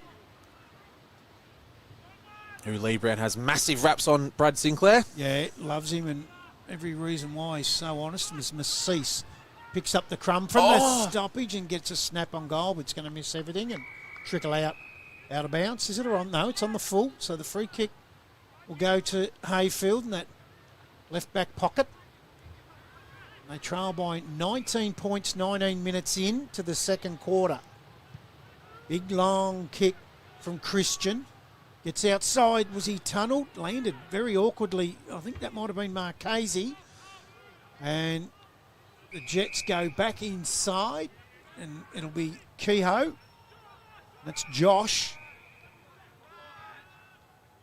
So he quickly plays on, tumbling over end. Brown mops up. 1-2 with McMillan. Then gets the clearing kick out of the middle. Does really well. In the end was Stevens. In fact, that was Burton. Got his fist to the ball, but Climo for the Jets. Feeds it back to Jenkinson. Fumbles. Feeds it out to Brown. He's tackled. Gang tackled. No pry. Umpire will bounce that down. Out of wing position. Don't forget, the big half-time show, thanks to BP Tarralgon East. We'll have all the around-the-ground scores. Footy and netball. Ooh, swinging arm from Budge. Very, very risky doing that sort of thing. He's got to be careful, doesn't he? Yeah, I mean, if we can see that from here, about 120 metres away, if that connects, not only are you causing damage, but you're having a holiday. And he mightn't have meant it, but in it comes. Budge holds the front spot. Conway wrestles him out. A quick kick forward from Reed. Mopped up there by Hull. Kicks around the corner, but again, he's been really good, particularly this quarter, as Climo. Spearing kick, his feet's worked really well. Reed's been good too. Quickly plays on. There's a player in Fry in the middle of the ground, and he has another one short if he wants him in Burn. He goes to him. It sits onto the left foot. Gee, they've done well. They're slipping. Yeah. I cannot believe he's on the ground. He's using the left foot. There's no doubt about that, but running with it is difficult. Burnett ends up finding his coach in McDonald, who shoots for his fourth. Well, Barry Bennett, he's not the fastest runner. He does shuffle at the best of times, so it is interesting to see him still out there. So McDonald need to kick it 45 to 50 metres against the breeze. We're in a perfect spot. As you are at home, he misses to the right. It comes back a little, but not enough. So, gets out now to 20 points and a game high 20 points for the Jets. Kyan Jenkins on the boundary. Well, as you were saying, he should be on the field. Burnett's actually just come off. He's just done the interchange and's hobbling to the bench again. They can't keep doing that, Matty Mosley. No, that's no good. It's cooling down if he's going on the bench, then coming back out. It's too much, so be interesting to see if he does come back out. Stevens brings the ball back into play. He was looking for Bennett, but Dixon got his toe to it and gets it to the boundary. Boundary throw in around the half-forward flank for Yallourn North, who enjoy a 20-point lead. 22 minutes in to the second quarter. In the in the Evans Petroleum match of the round, comes forward McMillan. Oh, lovely. Beautiful hands out. Kick round the corner was equally as good. Finds Sunderman. Another nice kick. Finds a teammate there in Ronan. Quickly plays on to Kelly. Kelly now sells a little bit of candy and has pressure on him. Gets it inside 50 to no one in particular. McInnes does well to Brown. Has Massis on the outside. Goes to him. So he just wants to settle it down. He's going to go short. Finds DeCarly. Again short. They've been really well controlled, the Jets, to do good. Out of side now with a clearing ball. Bounces to McInnes. Hasn't got a lot to go to, so he waits. Doesn't have a lot of pressure on him. Then he turns it over in the end and hits it down the throat of Woodland. He can't take the mark, and he turns it over back. So McInnes says, all right, I'll go the other side and see if I can find someone. Shelcott, bouncing ball. Can end up back to where it come from. Massis, this time, takes the bounce. Has Fry on the outside, but he wants someone in the middle. And finds his teammate in Rowan Reid. Reid does a little chip kick in and he looks for Budge. And he's not the greatest of kicks, but he takes it and he kicks long. And he looks for McDonald. Bit of a wrestling match here. McDonald holds his feet really, really well there. And it's a Keogh. He'll centre it and he's going to turn it over. He was looking there for Jenkinson, but it's Mitch Stevens with the cut-off. How good's he been? He's been really good. Little chip kick and he goes for Woodland. Doesn't hit the target in a very, very dangerous position. And Lockie Little was there first. And he's grabbed the footy, and it's Climo to Jenkinson. Back to Climo with a little chip kick. But it's Stevens again to Brown. And he'll look for Bennett. No, he doesn't. Oh, that's a very, very dangerous kick. And it's Brooks. He's not too sure what he wanted to do with it, but he looks for Keogh again. And he's getting busy, Josh Keogh. He's had a really, really good second quarter. We talk about their big forwards and how strong they are. It's their little ones. Reese and McDonald's can cause trouble. Geez, they've got equally as good small forwards, haven't they? You've got the two Keoghs. You've got Blair Climo as well. They just cause havoc. This is a different Yallourn North side than we've seen at Sale City. Well, everyone talks about how good they are. Yeah. We just haven't seen it yet. And a couple of sides that I've spoken to have said they're the best that they've seen. Yep. So when they're up, they're definitely up and about as Keogh comes in for goal. Across the face, and it's going to be a behind. And that brings Yallourn North to 6-4-40 to Heyfield 3-1-19. Just ticked over 25 minutes in the second quarter on a hurricane high scoreboard. So around the ground scores, Woodside 59 starting to draw away now. Yarram 26.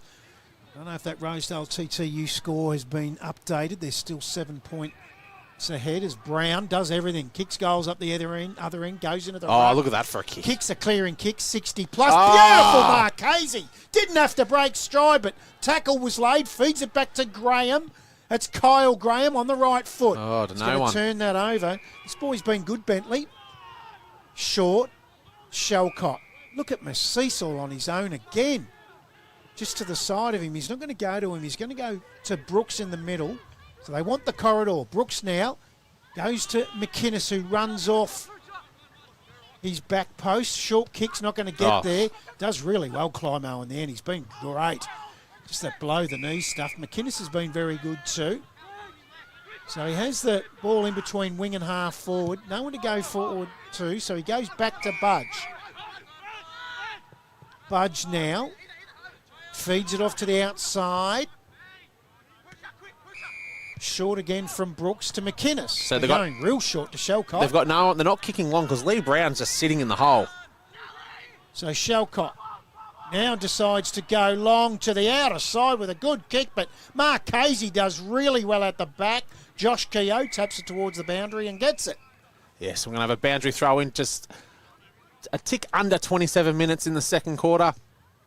And Yallourn North will be very, very happy where they stand here right at the moment. Sale City hit the front, 2 points up over Cowar. Okay. That's Conway and Brooks. Brooks with the little tap does well. Brooks, he roves his own footy. Then we're going to have another ball up here. Probably about 30 metres out here from the Yallourn North goal, and it's Brooks and Conway. Conway too strong there in that ruck contest. Brown. And they've actually got him down on the ground. And it was a double team effort there. And it was Shalcock and Brooks. Take two blokes to tackle. Brown. Yeah, well, he's a big man. Conway with a tap. Does well in the end, Brooks. Oh, stolen beautifully there by Shalcock. And can he get it through? Oh, and he hits the post. He was celebrating as well. Oh, he would have taken home. That was a the, beautiful rove. Finch Cafe goal of the day if he had to kick that through. Yes. Heyfield kick it straight back out, moving the ball quickly. Deep inside the Yallourn North forward line. And he'll kick long and very attacking, and it's trying to go over the pack and let the players run onto it. And it was Bennett there, and it's still moving quickly, but he's ended up with the footy anyway. He's a beautiful left foot kick. And he does a little chip over there to Graham.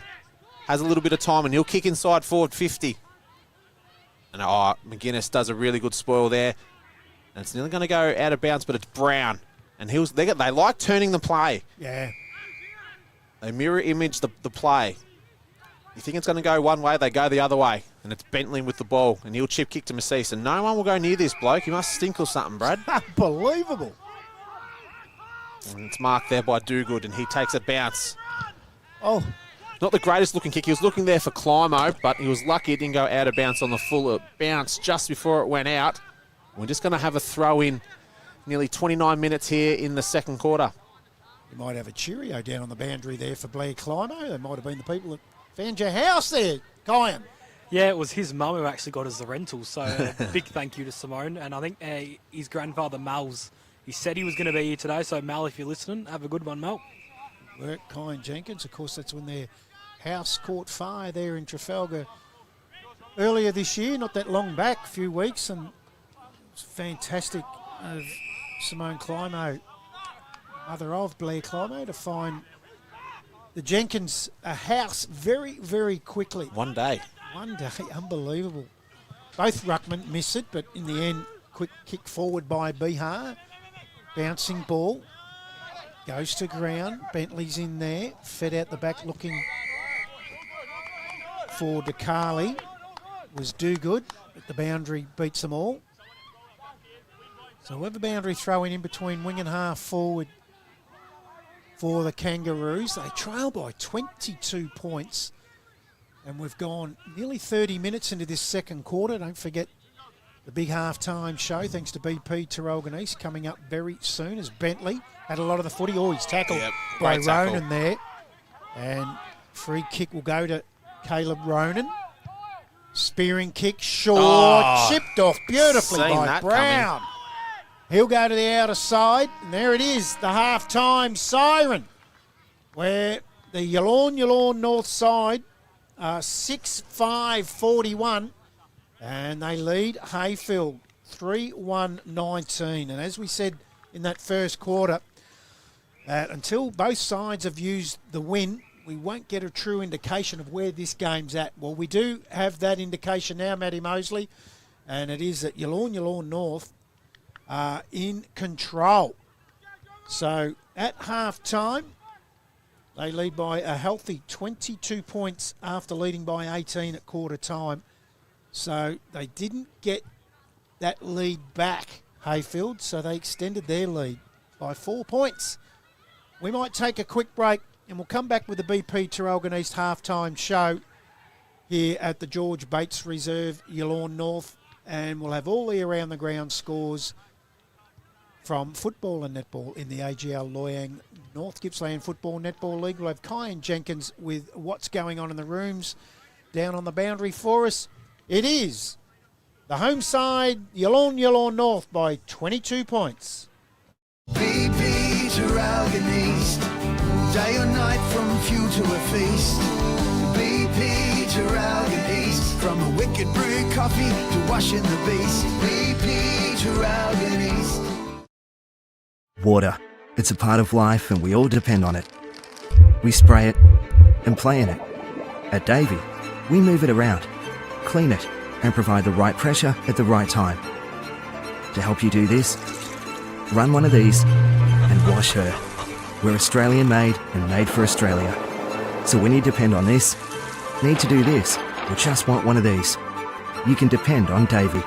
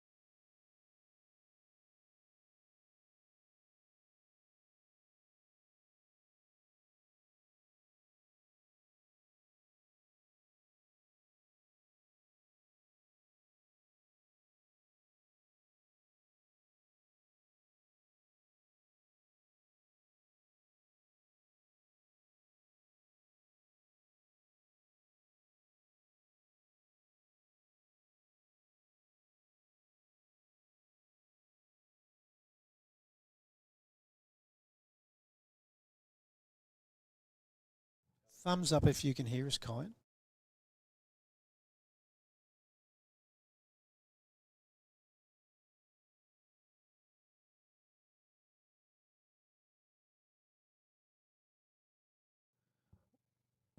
Welcome back to the George Bates Reserve here at Yallourn North. It is the BP Tarralgon East half-time show where the home side, the Jets, lead by 22 points. And let's cross down to the boundary with our great man, Kyan Jenkins. Well, I ducked into both rooms at halftime quickly. I did go to Yallourn North first. McDonald was very, very impressed. They've dominated the game. He's just got to finish off and have a big quarter while they're in the wind. I did go and ask about Barry Burnett. He will play this second half. He's just a bit sore. That's the word from their rooms. He's sore. We watched Bit him sore. pull up. Heyfield. I didn't get to Lee Brown's speech. He had the speech first, then went and moved some magnets for about 10 minutes. But a lot of the players saying too slow, not quick enough, need to make quicker decisions. I was having a walk around to your left of screen, the 25 metres out across the whole line. There's divots everywhere. So despite the wind advantage, it's not easy set shotting there because you can't really plant your feet. It's very slippery out here now. And if Mickey's on the camera there, he is. Might get talking about the feet. Have a look. Can we get a close-up of the new shoes? Now, we got the Crocs a few weeks ago. Have a look at these. Give us a side-on view there, Kyan. Have a look at the nice St. Paddy's green Adidas. Now, you had another Adidas pair on a couple of weeks ago. What are the green ones called? Gazelles off the top of my head. You little gazelle! What are those ones? They're the Gazelles, are they? Yeah, I've got two pairs. What are the other ones? Gazelles as well. Oh, just different colours. Yeah. What are quicker? What do you think? Which ones are quicker? These ones, these have got grip on them. Oh. Just give us a trot backwards and give us a look at that. That's good work from you at halftime, Kyan. That's brilliant work. You've got into both rooms. Didn't get locked out this week. Didn't get locked Well, out. I did get to the Heyfield door and it was shut, and I thought we were going to get locked out again, but the trainer did come and let me in, so I was a bit fortunate on that You one. know why that is? You are revered in this competition, my friend. You are doing a fantastic job. Great work, Kyan Jenkins. We got some around the ground scores, Matty Mosley. Yes, we do. We do. Sorry, it's just loading for me. Oh, it's on the screen. It's Sale City 3-10. Some horrible kicking there to Cower 4-2-26. And it's Yarram 4-2-26 to Woodside 10-6-66. And the interesting one here, Rosedale 6-5-41 to TTU. Bad kicking 3-10-28. Oh, might check the phone here. Oh, there's a laughing emoji from Paul Griffin from the board. He's right on to us. Don't worry about that. Hey, whilst we're in the BP Tarralgon East halftime show for the AGL Loyang North Gippsland Football Netball League as the umpires come back out onto the ground, how about some finals venues for 2025? They should be up on screen and you'll have a look at them. Have a look at them, Matty Mosley. Take us through them. Yes, so we have the qualifying final at George Bates Reserve in Yallourn North, where we are today, and then it's the elimination final on the Sunday, and that's at the Glengarry Rec. And then the following week, it's the second semi-final, and that's at the Woodside Footy Ground, and that's going to be a fairly old drive over there, Brad. I love it. Yes, it's a good ground. And then on the Sunday again, the following Sunday, we have the Rosedale final as well, and that's the semi-final. And then this is the one I like. I love preliminary finals. Yeah. Yes. There's a big thing about preliminary finals. Yeah. And that's at the Gordon Street Reserve in Heyfield. And then the grand final is probably at the best ground and facilities in the competition, and that's at Gascon Park in Churchill. That is magnificent. Now, I've got to say, any league I've been involved in since broadcasting, there's always angst when finals grounds come out from leagues, whether that's been West Gippsland, Mid Gippsland, North Gippsland, Ballarat League, VFL, when I covered the VFL. Allen Bank's another one. There's always angst from people about finals grounds. What's that about? Well, I don't get it. I seen the Allen Bank one last one. I was a little bit surprised. Yes, we'll talk about this, go on. So their grand finals at Trafalgar this year. Yeah. And I sort of had a bit of a wow, that's a bit of a change up. But from what I can gather, not everyone has put their hand up to host a final. And then you tell me this morning, it's close to the highway. Yeah. Makes sense. It does make sense. Yeah. And that's what, I was talking to someone about it, and they said it's because the major reason is because it's close to the highway. Train station, etc. Never show angst because you don't know. You know what I mean? I seen some angst on North Gippy's socials from people about grounds. Why didn't this ground? Or making a comment. Well, if you don't know, you can make yourself look like a pillock. Yeah, there's a reasoning. There's a reasoning. They don't just pull it out of a hat.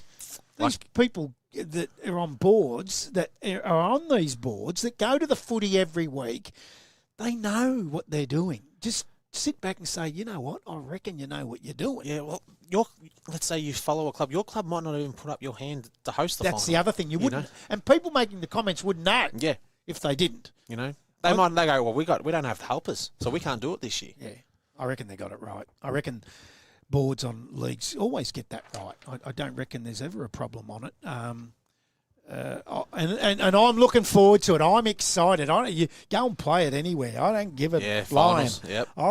I'm looking forward to it. This competition to me has been absolutely brilliant. The clubs, we go to these clubs every week, and we are so well looked after, Matty. Yep. They do. They've all bought in. Oh, we buy in with them. Just been our area that we've got to get to is always sectioned off on the best possible part of the ground to bring the best possible broadcast that we can bring, and it's all because of the clubs. Yep. They do a fantastic job. That was the BP Tarralgon East halftime show. We're underway in the third quarter. Budge goes to ground, but might have got the tap. Hole is in there. He's been good today for the Kangaroos. Oh, here we He's go, wrapped Budge. up. Budge, he's given a free kick away here. I reckon he has, and it's going to go to Sean Humphreys. Just got to be careful, don't they? Yep. Bennett. Oh, casual. This bloke's hands are unbelievable. Brown goes inside 50. Excuse me. Comes off some hands. Graham looked at Bath instead of looking at the footy. Comes out to Woodland as his handball smothered. They dive across it. We'll just wait for a break in play that we get here. Matty Mosley. Budge has to be very, very careful. Brown's gone over to him. Brown will get him. A word. They're in front. Yeah. And he's gone straight at Humphreys again. Bit of white Wins line a fever. tap to Bennett. Budge goes over him and wraps him up. So we'll get a restart again. Kai and Jenkins, you're seeing anything that we're not? Well, the 6-6-6 has gone out the window here. Both sides are having a man behind the ball spare. Lee Brown's gone up to a stoppage, and they're having a go at each other again here. Matty, the R meant something. What was that? I watched Owen Budge in that ruck contest, did not even look at the ball. He's going the player, and there's just no need for it. Whether you're angry or not, you're not. It's not about you. You can just unsettle your side. Yep, your team's been so good. You're 22 points Here we in go, front. and he's given away a 50-metre Now he's penalty. given away the 50. Graham would not have kicked this. No. He was too far out, Kyle Graham. He walks to the goal square, and you know what? He's going to kick his second. Yep. And they're back in the game. It's poor, really poor. And right now, Dean McDonald, if I was Dean McDonald, he'd be spelling. Yep. He's not in the right frame of mind, because if you're 22 points up, no need to do it. 6-5-41 Yallourn North. Heyfield 6-5-41 to 4-1-25. 2 minutes gone, third quarter. Hurricane high scoreboard. Yeah, it's going to be interesting to see how Budge responds now in this ruck contest. For Yallourn North's sake, let's make sure he doesn't do anything stupid. We've seen it coming. Yeah.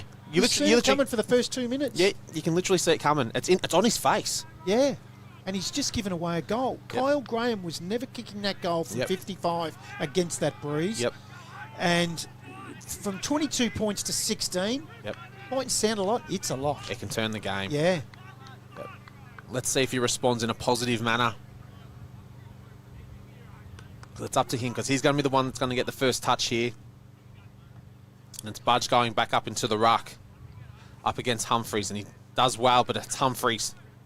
Brown's gone into the middle. And Humphreys gave one there to Budge. So they're trying to keep him the fire going. Yeah, they will too. Why wouldn't you? And it's Humphreys and Budge go up again. Budge does really well. And Whipper, as you can hear on the effects mic there, which is Macice. which is a good nickname, Brad. It is. He's like a little whippet. Yep. And they do well there in Heyfield. There's something with Heyfield. They've come out in the right way. And it's Woodland. Tries to get the mark, but it's Fry with the spoil. Graham. Climo with the little tap. Oh, good hip and shoulder there by McMillan to Brown. Been good bath, hasn't Yeah, it? to Bentley. Really composed kick.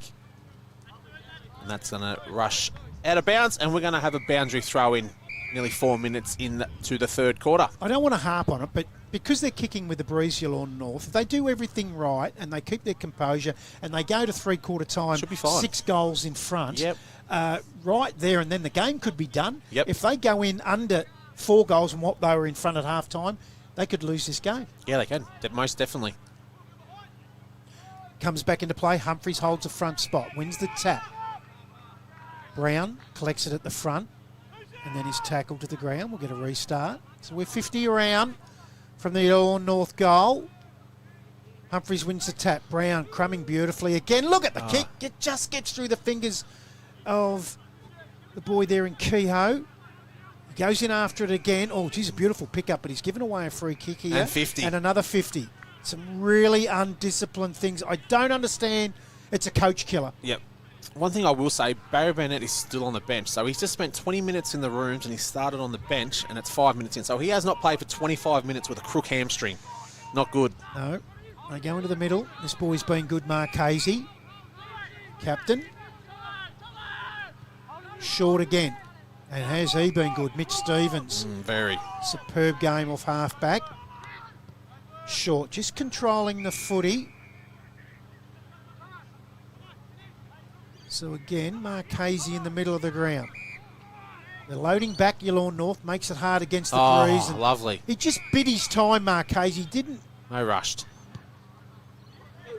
Kane under pressure. Burton finds Graham, who kicked that first goal of the third quarter for the Kangaroos. So take a massive kick from here against the breeze. Look at him swarm to Lee Brown. Is it Owen Budge. right to left, Kyan Jenkins on the boundary, is it?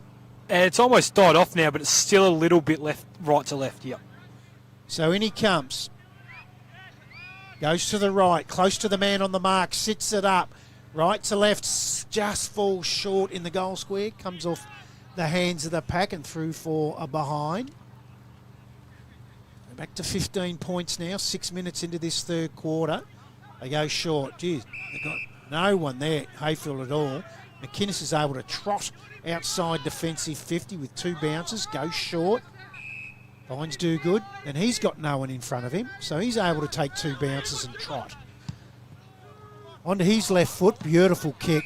That's too easy. They've literally gone to centre wing and too easy. Kehoe to Climo. Looked a bit groggy from that, or was he trying to get a 50? So Climo over the top. Finds the teammate in Byrne. So they've loaded back here, the Kangaroos. He sits it up. Oh, it's a push in the back It to is. Reese. No. It is, but to the Kangaroos, did you Oh. think it was a Yeah, I thought it was going to go to Reese because he bent gonna- the back down. Mitch Stevens' free kick? He's called back. Christian flicks it to him. So Stevens had a ton of the ball today for the Kangaroos. Been really, really dour in defence. Just see the breeze has actually picked up. Sits that up. Look at the breeze hold that up as Brooks comes in. Over Woodland, gets the ball to ground, goes in after it again, flicks it off to Byrne. Off to a teammate there in Reese. Right foot, kick round the body, sits it up. Gets through the hands of Christian, runs out over the boundary line, right forward pocket. Have a throw in. Yeah, it's been an interesting 7-8 minutes. It has. Yeah, Yallourn North a little bit slow out of the gates, and Heyfield have definitely come to play in this third quarter. 40 points, Woodside over Yarram. 20 points, Rosedale over TTU. Wow. Cowar, 4 points over Sale City. Some interesting results there. We'll hear from Paul Griffin shortly. Don't worry about that. He'll give us a ring. And it's Heyfield getting it out of their defence. Oh, great punch there by Little. Massive punch. It was as good as a kick. And he's got his own ball. But it's going to be Heyfield. They're going to get it out, but not for very long. And it's Bath. He tries to get the ball, but Massis is there as well. It's a little. Back to Massis. Oh, well marked there. And it's a little chip kick. He looks for Bennett, but he's missed the target. But Yallourn North there again. It's McDonald. And he'll do a beautiful little chip kick, and he looks there for Jenkinson, but misses the target, and that's going to be a boundary throw-in. Bit of a disappointing result there for Yallourn North. They did well with the turnover. Just didn't hit the target. As we have a boundary throw-in here. And it's going to be Brooks up again. It looks like Christensen's going to go up with him. If we've noticed all day, this young lady does a small, shallow throw-in, so you want to get front spot. And it's Brooks. He grabs it out, and it's Burnett. He's back onto the ground with that crook hamstring. Tries to kick to Reeves, but as well spoiled. It's Massis with the grabbing of the arm, but he does well in the end. Take it Bit high. Marchese for sure. So Marchese, short to Bennett. Still inside their defensive 50 here, the Kangaroos. Going to go short outside again to Woodland. He wants his left foot, so he goes on that wide arc. Oh, Kicks no. it straight into Brooks. Comes out to Jenkinson. Feeds it off to Bath. Has a player short. Goes to him. And it's Burnett. The hamstring won't get him home here. No, He's he grabbed goes it. straight to it. And What are you doing on the ground, son? They're telling me there's nothing wrong with that hamstring. Unbelievable.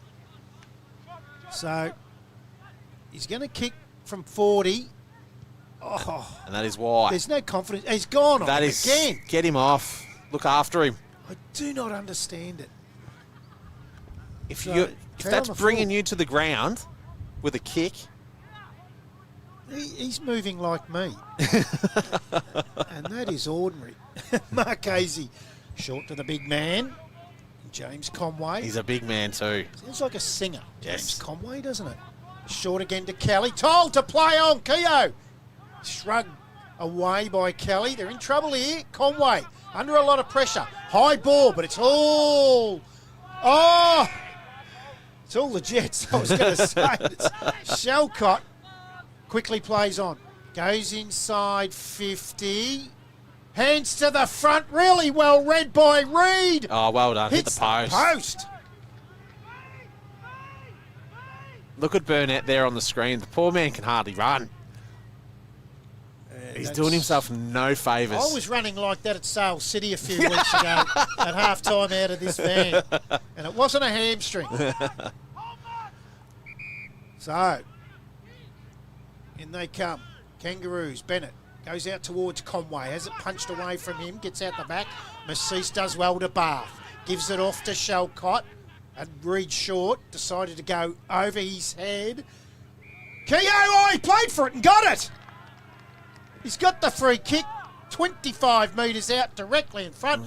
I'd like to have a look at this. Have a look at this. I don't know. Oh, he was, You but... see the jumper go up, that's yeah, enough. Against Christian, and Christian wasn't happy. Definitely not much in it. Technically, it's there, isn't it? That is, technically. But I suppose, Common sense should prevail. Yeah, they'll always go by the technical side of it. If they looked at that and what's your decision, I would say he's right. Yes. Naked eye, you say he's not. Anyway, Keogh comes in, Oh. misses to the left. These couple of misses might rue. They might rue that, as they're now 17 points in front. Yes, and it's Bennett, as he normally does, bringing the ball back into play. And he's going to come to the broadcast side, and he looks for the coach in Brown. Brown pushes away McGuinness with ease, does really well. Snaps across the centre wing, and he's looking for Woodland, but he won't get there first. It's Fry. And we're going to have a ball up right in front of us here. Conway looks a little bit sore there. He does, doesn't he? Yeah, don't know if he's going to go. It's that knee. The left knee's taped as well. So he's in a bit of bother. So this could make the game very, very interesting. That's Bath off the ground. He's looking for Keogh. And Christensen does really well there. Bennett's there, and they've given Holden the ball. Wow. Did you see that? Again, technically. Yeah. And it's Reed. No, they do a good job, these guys. Does a little chip, and you wouldn't believe it. It's the guy with the crook hamstring. He's got no hope. I tell you what, he's doing mighty well for a bloke with half a leg. He is. He is, and he has kicked on the left, and that's a problem because he can't hit the target. And Heyfield clean up quite easily, and it's Graham. So, out of side. 17-point leaders are the Jets. Up the line. Good mark. Stevens, is it underneath it? It is. Yep. He's been good. 50? Against Brown, was No. it? No, the umpire's just saying cut it out. So, Mitch Stevens on the outer side of the ground, right underneath the Yallourn North social club rooms. High ball, and the wing just holds that up. Shalcott from behind with a big fist, goes to the front. McMillan's there, and he just waits on the outside. They dive across. The umpire's going to ball that up. Outer wing, outer side. Kyan Stevens. Kyan Stevens. Kyan Jenkins, how about that? Well, I wanted to say this about 2 minutes into the third quarter until the two ruckmen started having a fight at each other. Blair Clymer has actually gone to the wing and Barry Burnett's gone to a small forward, so they've swapped roles. Okay. Brown, all wrapped up. With a bounce down inside their 50 now. The Kangaroos, they want to score here. 17 points in arrears. They will come home with the breeze. They were 22 down at half time, so they have made some inroads as the ball will trickle out over the line. And whilst we get that break, we might have a quick look at some of the around the ground scores because there are some ripper games and some surprises are brewing. Rosedale, 21 points up over TTU. Wow. They're 3-10 TTU. Haven't kicked a goal in a long time in that game. Woodside are 46 points up there at home. They're home, no worries. Cowar by 4 points over Rosedale, and it's 17 points here at the George Bates Reserve. Some ripper games. I have forgotten netball again. I will get to them, girls. Don't worry about that. Ball comes out. Quick hands off to the outside. I was just about to say I haven't seen Owen budge for a while. That's him there. Let's see how he goes. Cracks in. Here he goes. Does well. Oh, good tap. You can't. Carly wrapped up. You can't knock his endeavour. No, sometimes it's over-enthusiastic Yep. endeavour. Very cold day out here at Yallourn North. Budge wins the tap. Again, we're going to get a stoppage here.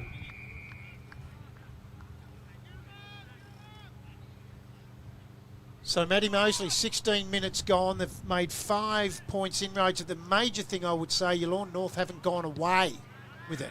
Yes, there's still a little bit of time. If they can just suck up another 5 or 6 minutes, it makes it interesting. So Marchese overruns it. Climo gets the ball back to Brown. Looks for Bath, sits it up. Coming across and punching that away was Marchese. Stevens fumbles. Jenkinson goes at him, allows Bath to collect it. Marchese rides him into the ground. Gets his kick away. Hole takes the mark for the Kangaroos. Little kick to McMillan. He switches the play. He makes his teammate earn it, and then Christensen kicks. Marks. Doesn't have a lot to kick to.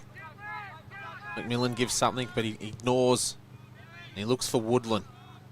No, to Graham. To Graham again.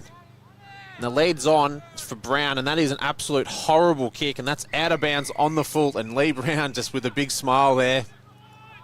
And Shalcock bringing it back into play, and McGuinness on the other side to Fry. Plenty of space. Taking his time, and he'll kick long. Looks for Budge, and Humphries cuts off, and Budge will crash that pack or one-on-one all day. And looks for Rees. Little tap there. And they'll kick. Looking there for McDonald. Not the greatest looking of bounces. I'm going to have a throw in deep into Yallourn North. Forward 50. Only the one goal this quarter. Yes. And Burnett is still out on the ground. Just, I know, I sound like a broken record, but that just amazes me. Little tap there. And Heyfield get it out of play, and it's kicked straight there to Lockie Little. It's a very congested forward 50 for your Lawn North, so he's had to take his time. He's done a little short kick. He's looked for Kehoe, but doesn't get it. Next, McMillan, he's got the ball. And they're doing well again, Heyfield. They're doing really well stopping the bleeding, basically, the score. But this is where it's all happening at the moment, and it's Climo. Oh, he's a beautiful kid. He is, and it's low every single time. It's Shalcock. Tries to get that to Brown, but he doesn't quite get there. Graham has it. Very, very scrambly footy here at the moment as we nearly hit 19 minutes into the third quarter. So we have a ball up here. Budge going up against Humphreys. The Carly's in there. We'll have another throw up. How cold is it down on the boundary now? Kyan Jenkins, got your surname right that time. It's getting colder by the minute. That sun is definitely done behind the trees now. It's not getting any warmer. It isn't here. Beautiful.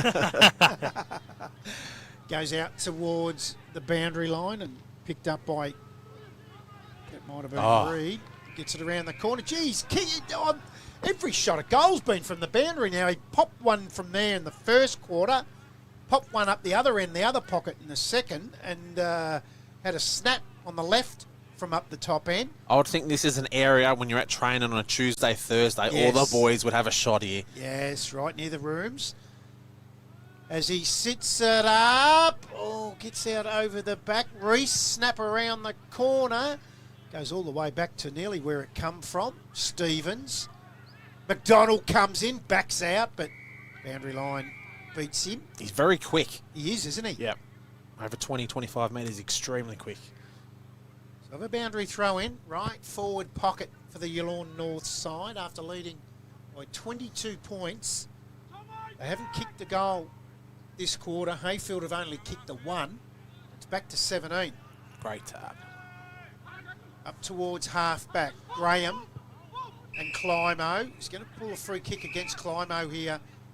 It's going to go the way of Tyson Graham. So Tyson Graham up towards the wing to Stevens. Nearly my Crown Hotel player of the day at the moment is Mitch Stevens. He finds Burton. Beautiful kick inside, but coming across was Budge. Probably should have marked that in front of BR. Geez, I know I've said that name wrong all day. BR. Oh, behave. We'll have a boundary throw in right forward pocket. Good time to go down to Kyan Jenkins. Both sides putting numbers spare behind the ball now. I think both sides will be happy with the current situation. I can see Heyfield have won at least two, and then Yallourn North had three at the last stoppage. Comes to the front, Burton. Handball back. Overrun by Shalcott. BR gets the left foot kick up towards Brown. Was he being held by McInnes? Umpire says no. Oh, he does. Wow. Lee Brown then feeds it off to Burton. Burton misses to the right. Deserved a team goal there. Gee, how good was Lee Brown there? Shalcott will bring the ball back into play. Yes, if it's not McGuinness, it's Shalcock bringing the ball back in, and he'll go long. And that's exactly what he does, and he looks for Brooks. Oh, that's a super. Who's that over there? That was a fantastic mark. And there's about 35 players in front of this, so it's going to be a very, very tough kick. So you'd want, and that's exactly why he has to go across ways. They probably just want to eat a little bit of time here, Heyfield. Humphreys. To Stevens.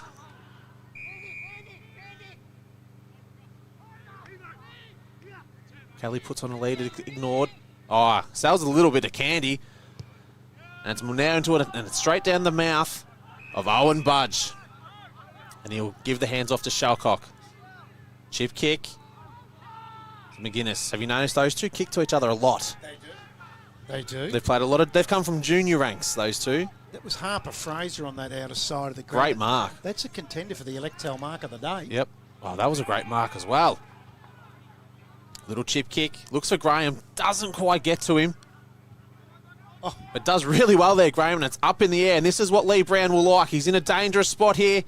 And he threw his weight in. Oh. Walk-in goal, deserves a goal, needed a goal, and they've missed. Burton again. And that was on the back of 2 shots a goal of Brown's work. Yep. You don't do that to the coach, Matty. No, and that's just creating the contest from Brown. Kicks to Little. Blair puts on a nice lead, ignored again to McGuinness. He'll look back and he'll look for Masik. It's been a bit quieter. This quarter, Yeah. 100%. They're just taking their time. They're in no hurry at the moment, Yallourn North. And it's Shalcock. And he just dawdles his way out of defence. And he looks for Bath. Good kick. He's another contender Yep. for the Crown Hotel Player of the Day. Yep. To Budge. Budge kicks. Looks for Brooks. Doesn't hit the target. Not the greatest of bounces. And it's gone out of play. He's had some sort of quarter, Owen Budge. He's done well in the end. He lost the plot there that first couple of minutes, and he's done well after. So just the 1 goal kicked in 24.5 minutes of this third quarter. And that plays into the hands of Heyfield because they're kicking against it, and they'll come home with it as Bennett receives it from Hull, kicks it up the wing out of side, looking for McMillan. He's hustled off it. He's coming front of it was Fraser. Probably should have held that. They go forward now. Big kick. McDonald uses the body, done. but Vanderswart does brilliantly. Well done. Then collects it, goes into the middle. Little sits under it. The bounce doesn't favour him. It favours Woodland. Then Little just uses the body, pushes him off, turns over the handball, ends up in the hands of Christian, gives it off to a teammate now in Stevens. No, it's Burton. Burton. That's a great kick. kick to Brown, and he won't let you down on that sort of lead. Beautiful kick. Brown has 2 goals today. This will be his 3rd, and that'll give the 2 coaches 6 Yep. between them, 3 each. So he got 1 in the first, 1 in the second. And this will keep the average up. Looks good. Beautiful kick, Lee He likes it. Brown. Every single time it's Lee Brown. Did it a few weeks ago against Rosedale in that game that we called. He turned the game On its after head. half-time. Super. He's doing it again. Yep. Look at that kick. Beautiful kick from Burton. You just don't survive those hands if you're a football. 6-7, 43, Yallourn North. They lead Heyfield 5-4, 34, but they're only 9 points in arrears, 26 into the third on the Hurricane High scoreboard, and they're going to come home with a strong breeze. Yes. It's Brooks going up in the ruck again against McMillan. No one sort of grabs the ball. And it's Brooks on top of... Is it Humphreys? So, yeah, Humphreys there. As we're deep into the third quarter here. And it looks like Conway's off, so he might be done as well, Brad.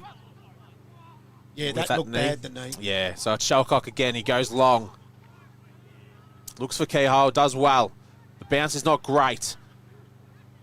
And they're falling on top of him, but Heyfield are doing everything right. And as I've said that, the coach of Yallourn North does an absolute superb tackle. And with this wind, he is definitely within range. Absolutely. You ready for this? Rosedale by 32 points over Right. TTU. Jeez, who would have thought that?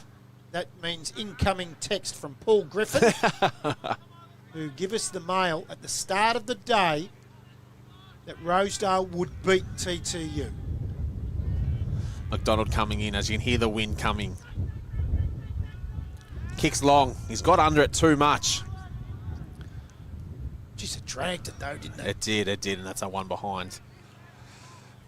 That brings Yallourn North to 6-8-44 to Heyfield 5-4 34. Nearly 28 minutes gone in the third quarter on your Hurricane High scoreboard. Cowar over Sale City by 11. Woodside by 52 over Yarram. Wow. So Fraser takes the mark. Short to Stevens. Or Macasey. I get them mixed up from the front on. That's Marchese. Goes short. Oh. Kehoe just chops it off. Goes inside, but he's turned it over, and Christian takes the mark, takes him to the outer side. That's Marchese, half volley. Then he goes short, outer side of the ground. Finds a teammate in Sunderman. Short again up the line. Oh, doesn't get to Ronan, and the boundary line beats him. With a boundary throwing, Kyan Jenkins down on the boundary. Well, Heyfield have been exceptional this quarter. They could be in front even with those 2 missed goals from Burton, but that was the best passage I've seen almost this year while I've been with you guys. The intercept off half-back, the run up the wing, the shepherding, and the ball inside 50. That's what Lee Brown's been asking for all day. You agree he's turned the game, the coach, Lee Brown? Definitely. Did it 2 weeks or 3 weeks ago. He's an amazing man. He just knows when he's needed. Yep. And he just lifts to that next gear. So, Bentley. Oh, beautiful hands over the top. There's McInnes wide of Brown. Brown won't mind that. You just hold him up, won't go at him. Goes towards Jenkins and gets out over the back. Marchese to Stevens. Geez, they look alike. Christian back to Stevens. Eyes up. Beautiful kick in the end. They just control the footy, and Tyson Graham takes the mark, centre wing position. He just runs on. He is everywhere. He does not stop. He's an ever-ready battery. Gets it up. Goes over to Burton's head, and mopping up in the back is Bentley. McInnes. Graham underneath it. Has Marchese on the outside. Was it high? No. Jenkinson lays a tackle. Might have hurt himself. Well, he was cramping just before it. So Jenkinson will take the free kick. Yes, and he's very sore here, Jenkinson. Bath is just waiting here, and he does. He gives the hands off. Beautiful looking kick. Looks for the coach in McDonald. Doesn't get it quite. It was well spoiled there by Vanderswart. I don't know if that was 15, but the umpire says yes, it is. Shouldn't be long left here in the third quarter. He looks for Graham, but little with the big spoil, the big man. We're going to have a boundary throw in here. Kyan Jenkins just said that Dean McDonald was very happy at half-time. I'd like you to get out there at three-quarter time and see what his response is like. Well, I'm going to head into the Heyfield huddle, but I have a feeling I might be able to hear him from there. Good work. It's a little to Massis. Massis does a quick little kick. He's very quick on his feet. And it's going to be a free kick here to Rees. As we nearly tick over to 31 minutes here in the third quarter. Been quiet. Lockie Yes. Rees kicked one in the first quarter. Kicked 7 last week. Yeah, haven't seen much of him since No. that first quarter goal. And he's going to back himself too. He's going to take a fair old kick. I'd back Matty Mosley from there. Absolutely. Post height. Yep. Maybe 10 years ago. You might do a Barry Burton. Yeah. Well, something's here no. off the ball, and it's going to go to Heyfield. Oh, no. That's... it's Kehoe. It's Dylan Kehoe in the goal square, and I know who would have picked up on that. Kyan Jenkins on the boundary. Definitely, I'm just saying, Kehoe. I think it might have been on Vanderswart. I'm not 100% sure, but he's up and he had his arms up with the umpire. And it's a very, very bad turnover there for Yallourn North. That could have brought it out to 16 points here at three-quarter time, as it's nearly 32 minutes here into the third quarter. But a great tackle there, and it's going to go to Climo. He's in their best. Absolutely. He's had a great quarter and a great game. His field kicking has been tremendous. Look at that, over 50. Yep. Oh, too far. Oh, the wind. Take the wind, please. Yes. He was looking for Brooks, but it went over Brooks' head, and he's had a great first game back into the seniors this week for Dylan Brooks. As we have a boundary throw in here. It's going to be Brooks and Humphreys going up in the ruck.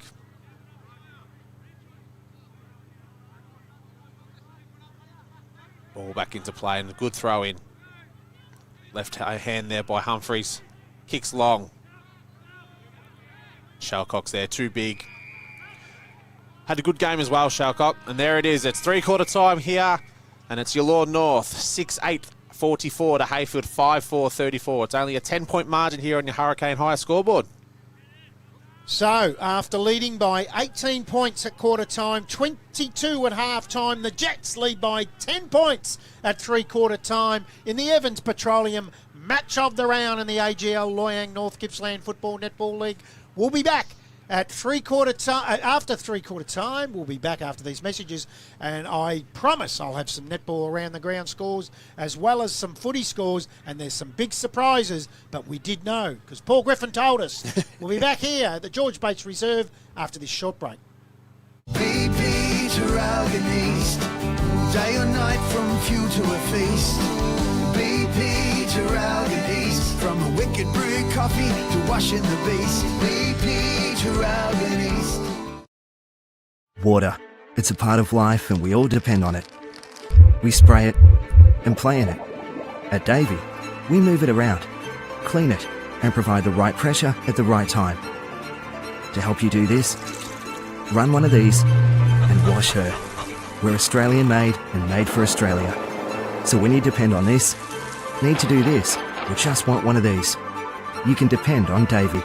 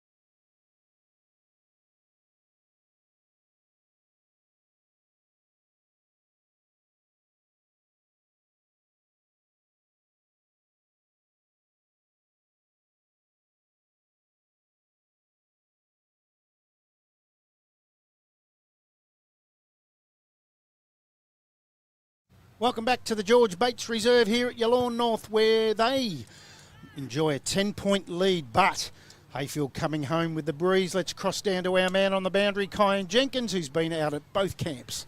Well, I went to the Heyfield one. I didn't get to Yallourn North, but what I found interesting was they didn't separate into their 6-6-6 straight away. McDonald drags them in, Talk then split up. Heyfield, Lee Brown, run them off their feet. They know that they think they've got this one in the bag. They've just got to run them off and they'll win the game.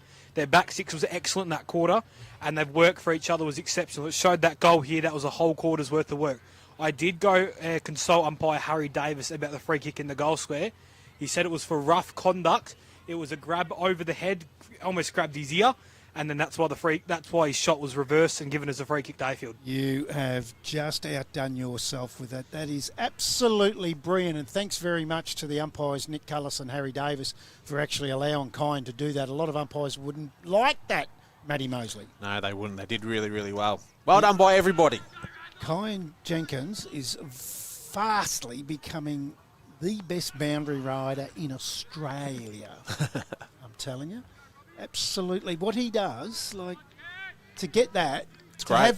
have the goalies to go to the I umpire. wouldn't at that age, no way. I wouldn't at this age. No. He's a ripper. Great work from Kine Jenkins. 32-point leaders Rosedale over TTU. 52-point leaders Woodside over Yarram. And Cowar 11 points over Sale City. Let's keep our eyes close on that one as Budge does battle with Humphreys. Humphreys wins it on the way down. McMillan wrapped up by Brown. We'll get a restart in the middle. So the big quarter here. Is Lee Brown going to lead them to victory again as he did against Rosedale a couple of weeks ago? Bath. Free kick. Gonna It's go going to to Heyfield. McMillan against Yep. Brown. You seen that? Yes. What happened? Tripped him. Okay. McMillan.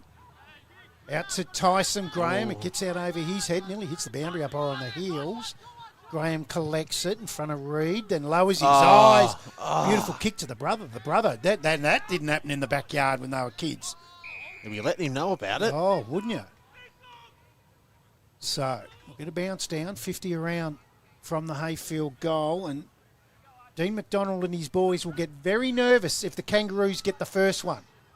Bihar wins the tap. Graham gets it on the second attempt. Quick hands on the outside. Oh. Taken away by Ronan, feeds it off, but Massis mops up for the Jets, goes out towards Climo.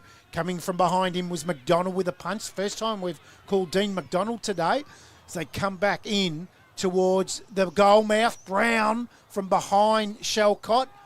Can't take the mark, but he goes in after it again. Somehow gets it to his left foot. Oh, Bia's caught one from Budge. Goal! And he still kicked the goal. Oh! Lee Brown was so big and so strong there. Now, the umpire paid the free kick Yep. on Budge, who hit Bihar and didn't need to. So here on the replay. And just here, he runs at it. Whack! Oh, that's a silly though, isn't it? Kick the goal anyway. That'll be his excuse. Yeah. But imagine if he didn't and he gets another shot at that. So, Heyfield back within a goal, 6-4-40. They trail Yallourn North, 6-8-44. It took them only 2 minutes, Matty Mosley, in the last quarter to get that goal on the Hurricane Hire scoreboard. We've got a game on our hands. We do. And it's if you're Yallourn North, all of a sudden you're a little nervous. Absolutely. It's all been Heyfield after half time. Let's see if they can respond. As Budge goes up in the ruck against Humphreys. Budge does well, great tap. Bath tries to get it, but he was held there by Bennett, but the umpire didn't see it.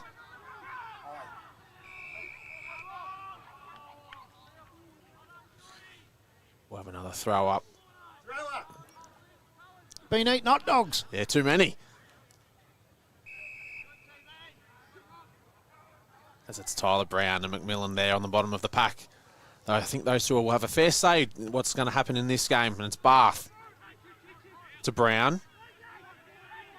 God, he looks like Brad Hardy. Even wears the number 4. Yeah, and that's a beautiful kick to Keogh, and he moves the ball quickly. Looks for Reed, but it does really, really well. There was Graham. Gee, that was high. Very. Jenkinson's in there. It's a hole. And Massis has him there, and we're going to have another ball up here. In Yallourn North's forward 50, probably the first time this quarter it's gone in there. And it's Humphreys going up, gets the tap. Massis is lurking, just can't pick the ball up. Jenkinson with the tackle. And we'll have another ball, a throw up here. Throw up again, Brad. Too many hot dogs. Ree's going up in the ruck here with Humphreys. That's Massis with the ball. Gee, it's a big stat today. Ball ups. Yes. Leading stat, I think. And Humphreys and Rees. Keogh tries to get the ball onto his foot, but he doesn't. And yet again. It's going to take a monumental effort, even though they've been in front all day, never been headed.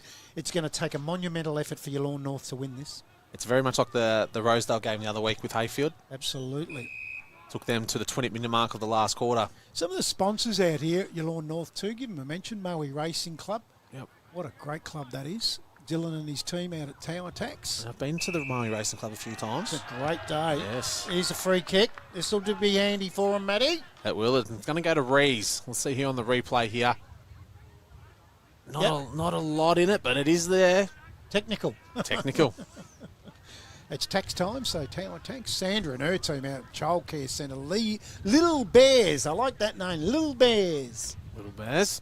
And on-site machining, OMT. Tim and his team out at the Mechanical Maintenance Solutions. MMS, they are. As Rees comes in. Much needed goal here for Yallourn North. It's not far out. It's probably only about 25 metres out. Kicks, and it's straight over the umpire's head. And a very, very important goal here for Yallourn North, and that brings them to 7-8-50 to Heyfield 6-4-40. We've only gone 5 minutes here in the last quarter on your Hurricane Hire scoreboard. Moe Refrigeration 2020 restaurant in Moe. Haven't hit that one. There's not too many restaurants I haven't found in this town or Gippsland, the whole of Gippsland. Kevin and his team out at Solar Heart Moe. Just thought we'd give and we will do a bit more of that. Local sponsors for the local clubs. We got the best ones, don't worry about that. And don't forget, in the post-game show, thanks to our great friends out at Willetton Transport, we'll have the Crown Hotel Player of the Day, the Finch Cafe Goal of the Day, the Electel Mark of the Day, and it's the Evans Petroleum Match of the Round, and we have got a game. 10-point back out two for the Jets. Massis collects it. Doesn't give it to Brown. He's not happy either. Kicks around the corner up towards centre-half forward. Christian can't take the mark. Reese comes in solidly. There's our boy, Wheeler.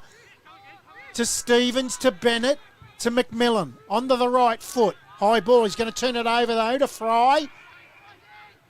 They want the middle. Geez, Brown really gets around the ground as he runs to the interchange for a spell. So Fry goes short to Brooks. Has Dogood in the middle. Gets it to him. He's going to have McInnes running off wide here. Can't expect Brown to go with him there. So McInnes collects it. Short to Jenkinson. He's going to go back to McInnes. Now, the kick inside 50. They've worked this well. Wheeler comes off his hands. Gets to the outside. McDonald gets rid of Vanderswart. Comes out now to Reed on the right foot from the impossible angle. Massis flies high, but just can't take it on the way down. Comes out to Reese, feeds it back. Quick handball out to Dogood. He's met. Did he have it? Umpire says yes. Quickly taken from my man Stevens and ends up in the hands of Graham. He has it in right half back. Yes. He's just telling everyone to cool their jets a little bit. And he's going to look for the coach in Lee Brown. Kicks down the line. McInnes does really well there with the spoil. The hole. Just dropped the footy. McInnes tries to get it. Can't get it. And Graham does well. And he's tackled to the ground and we're going to have a ball up. I reckon McInnes kicked his own shin there. Yeah, I reckon he went to kick it and he kicked his own foot. Probably a bit sore there as well. As Budge goes up against Humphreys. Humphreys gets the ball. Bennett's going to get first the ball and get it off to his left foot, but he can't get any territory. He tries again, and he does. And he's given it about 20 metres. And a good decision there. I was just starting to think Heyfield would run away with the breeze. That goal just then to Lockie Rees. There's a bit of a passion with all the boys. Yeah, that's got him up and about now, isn't it? Little. Oh, stolen there from Bennett. Massis. He can't get the ball out. That's well tackled there by Graham. So my question to you, 8.5 minutes in, if it's still around that 10 points at the 15-minute mark, does Brown go on the ball? You have to. You have to. Yeah.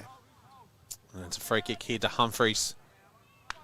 Gets onto that left foot. Lazy kick. Yeah, it was, but it might work out okay, and it goes to Graham. He snaps. Oh! And it's kidding? I thought that was going to make it. And that's a behind. That brings the margin down to 9 points. It's Geelong North 7-8, 52. Heyfield 6-5, 41. Nearly just after a tick over 9 minutes here in the last quarter. Down to the boundary to Kyan Jenkins. Well, a reason for that lazy kick by Humphries is Conway's done for the day. Ice on the left knee, compressed, has it rested up high, so he won't return. So Humphries will be the number one ruckman for the last quarter. Yeah, that means Brown will do some work. There's no doubt about that. I reckon midway through this quarter or around that 13 to 15 minute mark, we might see Lee Brown on the ball. That's going to go out of bounds on the full. It's going to come back from Christian for the Kangaroos. So it's been a low-scoring second half after 11 kicked in the first half. Comes off the hands of Brown and goes to the front of the pack. He's going to play hold in the ball here. It'll go to the Jets in that back half. Against the big fella in He'd want to give BR. it back quick. Yeah, he's taking his time, isn't he? Yep. Do good. Goes to Shelcott. You take his time. And he goes out to the outer side with a long thumping kick, looking for that was Climo. Uses his pace. Does well. Keeps his feet. Feeds it off to Fry. Probably had too much on it. Fry does well, though. Feeds it back in to the big fella in Budge. Gets it back. Thought that might have been Burton there. I thought I was going to say he's not back on, is he? That's Byrne. Goes inside 50. Keogh keeps his feet. His opponent goes to ground, which was Sunderman. They're going to mop up, though, the Kangaroos, and they're going to find McMillan inside the defensive 50. The bounce is terrible. Does well in the Plays end. a good tackle in the end, and he's going to halve this, which is what he wanted. Yeah, he definitely did. Because there was 3 Geelong North players just lurking around. It's Rees going up in the ruck against Humphries. Big punch there by Humphries, but it's straight to Josh Kehoe. And that might come around. That might... Oh, well done. That would have been nearly your goal of the day there, Brad. Oh, that was the Finch Cafe Calamari goal of the day. Stevens bringing the ball back into play. Had a super day today. And does a little chip. As they play on. Back to Stevens. God, he is everywhere. Been incredible. Yeah, to Woodland. He'll get onto that left foot of his. He does. Little chip kick. Beautiful kick. Doesn't quite hold the mark there in the end. And there's Ronan. There's going to be a free kick off the ball. I can tell you, it's darker than Carlton's 2025 season. Oh, Klein likes that one. He come from nowhere.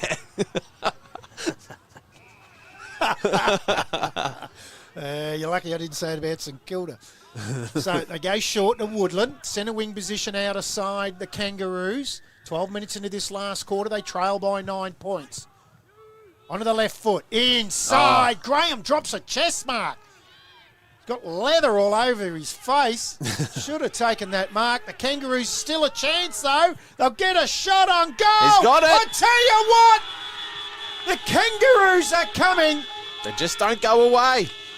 They don't, and that was Daniel Burton with his first 4 of the day for the Kangaroos. And the Heyfield side go on to 7-5-47. Back within a goal, 7-8-50, Yallourn North. Nearly 13 minutes gone last quarter. Hurricane higher scoreboard, Kyan Jenkins. Well, you said earlier in the quarter that ball ups will be the best stat for the day. Well, the second one's 50-metre penalties. Heyfield have had 4 for the day. 3 of them directly resulted in goals. Yallourn North, singular one has resulted in a goal. Whoever remains most disciplined will win this game, I think. That's a good call, Kyan Jenkins. Spot on. In a 1-goal game or under a goal, if you're not disciplined, you're in trouble. Masseese back to Budge. Kick smothered by McMillan. Then he goes in and just retracts the foot. He goes inside 50. Great mark. He just dropped one on his chest, and he's taken the hardest mark of the day. Kyle Graham, what a mark. I tell you what, if this goes through and puts him in front, the crowd will go, well, silent, because we're at George Bates Reserve, Yallourn North. They haven't been in front all day. They haven't. It's going to take, like we keep saying, it's like the Rosedale match. Yep, it'll be nearly the 14-minute mark when they hit the front, if they do. We're right behind it, so you'll get a good view at it, whether you're in the Crown Hotel or at home. Look at that! Kyle Graham gets his 3rd for the afternoon, and what a time to hit the front. Heyfield, 8-5-53. Yallourn North, 7-8-50. 14 minutes gone. Hurricane highest scoreboard. That was a fantastic smother from McMillan. Then he retracts it, gets it to Graham. And that is a magnificent goal and a great way to hit the front, Matty Mosley. It was. It's taken them nearly 100 minutes to get in front, and they've finally done it. What a game we have here. How do they respond, Yallourn North? Their season is very much on the line here. Budge going up again. Humphries gets the ball. To Bennett, gets onto that left foot with a little check side. Brooks is going to get there first.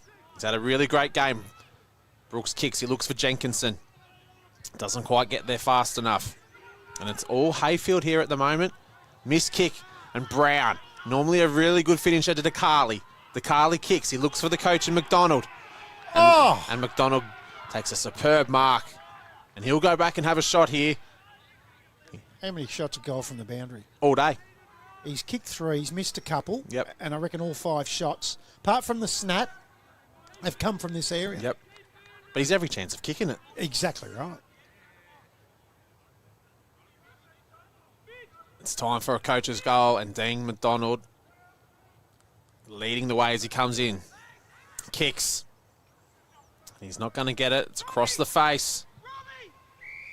And unfortunately for Yallourn North, it's out of bounds on the full, and it's going to go to Heyfield, who have taken the front. It's taken them 14 minutes into the last quarter to take the front for the first time for the day as they look for McMillan. And he was all over him. And Tyler Brown is definitely not happy with it.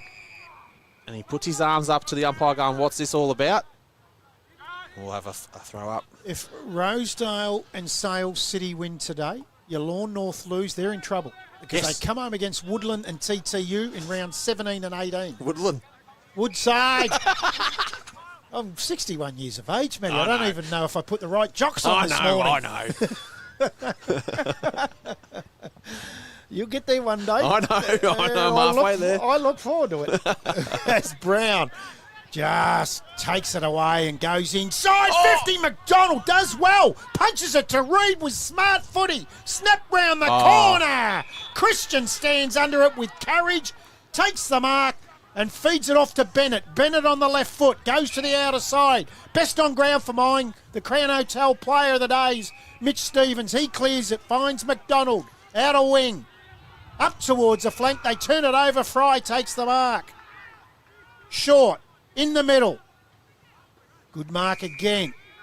They won't go away, though. No.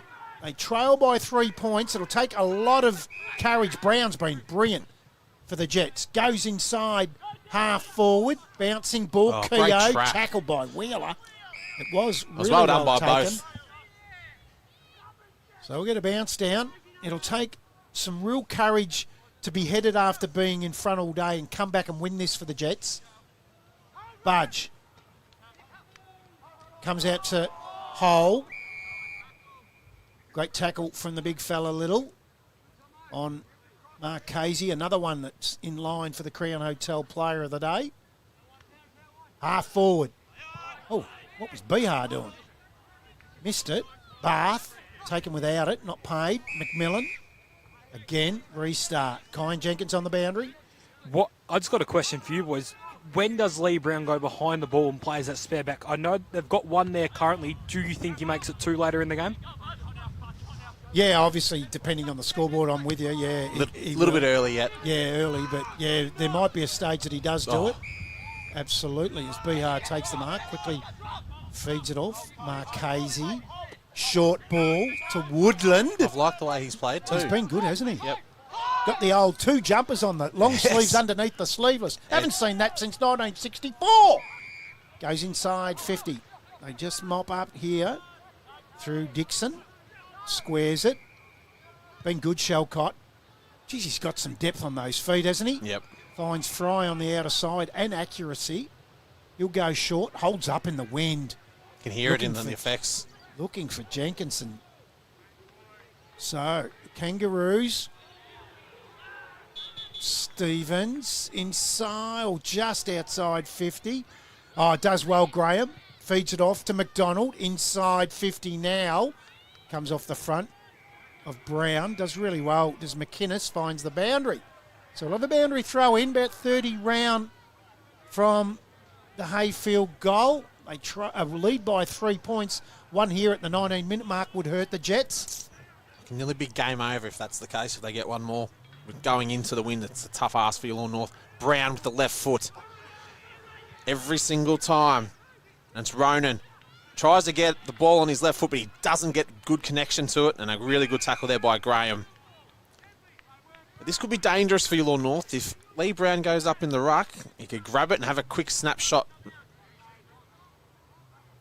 And he's going up in the ruck. Tries to grab it, and that's exactly what he's thinking.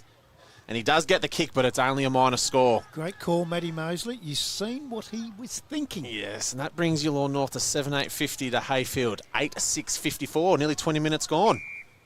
Question. Yes. For both you and Kai and Jenkins on the boundary, Heyfield win this. Are they the Collingwood of the North Gippsland Football Netball League? When they're beaten and led all day, they can fly home. They just find a way. And win any game. Kai and Jenkins? If you picked any other side than Collingwood, I might agree with you. But you do know how I feel about them. I think it's a very accurate comparison. I just don't like comparing anyone to the Pies. I'm with you. You just don't know when they're I beaten. think it's been a super effort regardless without Darren Sheen. Yes. McDonald. Oh, here he is again. He's got 3. He's taken a couple of really good marks. And that one there, there's a few contenders for the Electel mark of the day. Don't worry about that. And that's right up there. Just worked himself into the game, and he's actually probably one of the best players on the ground if he kicks this as well. And Kyle Graham, a lot of shots from everyone from the boundary today because of this breeze. It'll take a super goal. I'll tell you what, it's going to make it hard because it'll send him out to 10 points. In he comes. You'll tell by the reaction. Brown. There's none. Oh, Brown. Never drops a mark. Gets to ground and mops up really quickly. It takes 15 men to tackle him. They can't get him on the ground. So, still 4 points in the favour of the Kangaroos. Just moves him out of the way. Does a big fella. Oh, Lux a fortune. Ronan around the body. Misses to the right. Out to 5 points. 21 and a half gone. Last quarter on the Hurricane Hire scoreboard. From back is Tyson Graham over Reed. They wrestle, then they fall to it. Graham jumps on Reed. Umpire crosses his arms. He'll ball it up. Sale City, 20 points over Cowar. Woodside have flown out to 85 points over Yarram after they were leading. And Rosedale have got the job done here. 41 points over TTU. So, better fix our scoreboard. I'll give you the tip because this could go down to the wire. And it's a goal, 4 points the difference, not 5. So there's some cracking games going on around the grounds. And I did forget the netball, so I'll let you take over the call. I'm going to find some netball scores. Yes, and Tyler Brown's gone down, and he's looking very, very sore there with his knee. Doesn't look great. Someone I just got a text from, I wish I had put $100 on my call of Rosedale beating TTU. Who do you think that is? Oh, Mr. Griffin again. Oh, I don't blame you, Paul. I reckon you might have had 100 with Matty Mosley. As we have another ball up here. 22 minutes gone here in the last quarter, and it's Brown going up against Brooks. As he's dropping the footy, and the umpire has agreed, and it's go time here for Yallourn North. They really need to attack, and it's Bentley to Shalcock. And he tries to kick it, but he toes it in the end to Fry. Back to Shalcock. It's getting very, very dark here at the George Bates Reserve here in Yallourn North. And they're on the far side of the ground. And we'll have another ball up here. It's about as dark as St Kilda's future if they take Alex Tarua, if they pay Tom DeConning $1.8 million a year. Kyle Jenkins on the boundary. I've heard it was more than one. I heard a report during the week it was more than 1.8. Wow. To Woodland. Can't pick it up. To Keogh. And it's going, everything's going Heyfield's way at the moment, and it's got to change if you're a Yallourn North supporter here. And that's around the shoulder, and it is, and the umpire has seen it. kicks long. Looks for Graham, but it's gone straight down to Lockie Little. And he kicks long, and he's got plenty of space, and it's Reed. He does a little chip kick to Brooks. He would want to kick it quick. Brooks kicks to a 2-on-1. And to Bennett. Bennett kicks on that beautiful left foot of his. He looks for Graham. Brooks falls over behind him, and he looks absolutely gassed to Woodland. Looks for the coach in Brown. Gets to him. He'll kick this. It's a bloody big kick, Brad. He is a bloody big kick. And he's going to wind up, and he does. It'll just fall at the square. Oh, that is an absolute superb mark. That's a contender for the Electel He's mark had of the day. He's had a great game, Shalcock. McMillan. Another entry in to the Heyfield 50. And it's to Carley. Surrounded there by two Heyfield players. And they look absolutely gassed here, Lawn North. They'll be bitterly disappointed. They're trying everything they can to get it out of Heyfield's forward 50.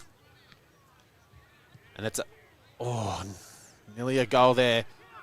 As we hit nearly 25 and a half minutes gone here in the last quarter, and it's Lawn North 7-9-51 to Heyfield 8-8-56 on your Hurricane High scoreboard. Mick Driscoll and Harper Fox have dominated for Rosedale over TTU. Okay. Been very good today is the message I'm getting down the line as the ball goes into the middle. Now, that was Vanderswart. Does really well. I reckon that's Christian, is it? Yeah. No, it's Ronan. Goes towards the goal mouth. Gets out the back. Dangerous. Brown's there. Oh, have a look at the pickup. Marchese over the top. Really good defending by the Yallourn North side. On that occasion, it was Dixon. They're away here. So they'll take the ball up to the wing. We've gone 26 minutes into this last quarter. It's a 5-point game. That's Christian. Comes off his hands. He dives in after it. Budge, wrapped up, gets his handball away. Look out, something might happen here. Hole. Budge goes in after him, feeds it back to Christian, gets a kick away. Budge was looking at the umpire then to see if I could let one go. So he didn't because he was being looked at. Bihar can't get it up. So he toe pokes it. Oh, beautiful football by Burton. Feeds it over the top. Oh! Marchese, he's taken high. And look at the Yallourn North players all drop their head. Goes from right up to the Yallourn North forward 50. They've all dropped their head. Rosedale, 41-point winners over TTU. Wow. It's the sculpt Rosedale needed. I've been saying it for weeks. You have, and it's about time they beat someone like that above them. Of all teams. Now, like, that is an unbelievable win by 7 goals. Well, we say every week, who's going to beat them? Well, Rosedale. The And belief they'll get from that. Paul Griffin could have won money on that. I would have given him 150 to 1, 5 goals in. Yep. Hope he's listening, because he'll probably take 10 on it now. Marchese to put the game out of the reach. Yep. Straight through the middle. The captain kicks a captain's goal. And Heyfield at the 28-minute mark go on to 9-8-62. Yallourn North 7-9-51 on the Hurricane High scoreboard. Kyan Jenkins on the boundary. Well, Heyfield have been exceptional today. Their second half has been incredible. Yallourn North, half-time, they were really happy. Then they've just let this game slip from them. Yeah, I think it's been Heyfield's effort around the ball has really, really improved. And it's been the half-backers for me. The likes of Mitch Stevens, who's got the ball from half-back, Marchese in the middle, and given their forwards, and Kyle Graham stepped up big time. Good, very good call by you again, Kyan Jenkins. That's a massive win around the grounds. I can't believe that. The other one to keep our eye on now is the Sale City. They're 20 points up over Cowar. Okay, so they've come up Sale late. City and Rosedale both winning. Yallourn North losing. So they'll be out. They'll be out, and will they get back in? They might, but the last 2 games, They're going to have to do a big scalp as well. well, what a round of footy this has been. The AGL Loyang North Gippsland Football Netball League. Brooks rides high over Humphreys, comes out to Bath, Goes inside 50. It's a 1-on-2 to McDonald. Does well. 1-on-3. They come across Stevens to help out. McDonald still does brilliantly well. He's beaten 4 of them. Left foot snap, hits the belly, goes right across goal. Was he looking for Climo? Don't think so. Christian takes it away. Right foot out towards Woodland. Feeds it back. Tied legs. Not for McDonald. Takes one bounce. Runs away from Brown. Goes up towards half forward. Jenkinson gets his fist to it. Budges there. Look out. Look out. If you're wearing a Kangaroos jumper. Do good. Goes in low. Hard. Graham flicks it out. Comes out the back. Players dive in it. Geez, they're tired, Matty Mosley. They are. They're very, very tired. As we nearly hit 30 minutes here in the last quarter, and it's Heyfield up by 11 points. They didn't take the lead until the 14-minute mark here of the last quarter. Is it a free kick? Yep, and it was Owen Budge. Humphreys looks for Brown. Brown almost had it. We're going to have a boundary throw in here. I know he didn't take the mark. That ball was past him. Yeah. How quick is his hand-eye and his reflexes to get his hand behind his body? You can't teach it. That is unbelievable. So we have a boundary throw in here, and it's Brooks going up in the ruck here for Yallourn North. And it's won again by Heyfield with McMillan with the kick. McGuinness on the right foot, not the right side that he wants, and it's Graham lurking. And he's happy just to run it over the boundary, and we're going to have a boundary throw in, and there it is. And what an important win it is here for Heyfield. And the scores are Yallourn North 7-9-51 to Heyfield 9-8-62. And trouble times now for Yallourn North. They're going to make it hard for themselves. It's unbelievable, Matty. I mean, quarter time, 18-point lead to Yallourn North. And dominating. Half time, 22-point lead. 3/4 time, 10-point lead. And Heyfield get up by 11 points. Yep. An unbelievable game of footy. We've seen them a few times now. They've done it twice, Yep. where they look gone and out. Yep. The first time against Rosedale, who have proven today they're a real contender. They're the real deal. Lee Brown was the one that after half time that day that played the Pied Piper and led the way and said, follow me. Yep. He did it a fair bit in the third quarter again today, and then in the last quarter, it was Kyle Graham Yeah. that was the one that said, hey, follow me. Yep. Unbelievable game of footy. 11-point winners in the end.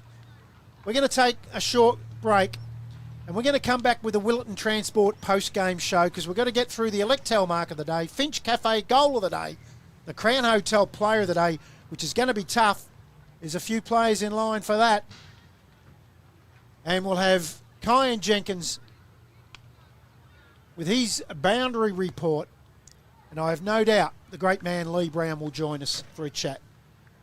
We'll be back here at the George Bates Reserve very shortly. It was the Heyfield Kangaroos by 11 points.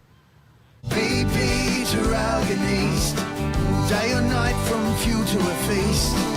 BP to Ralgan East, from a wicked brew coffee to washing the beast. BP to Ralgan East. Water.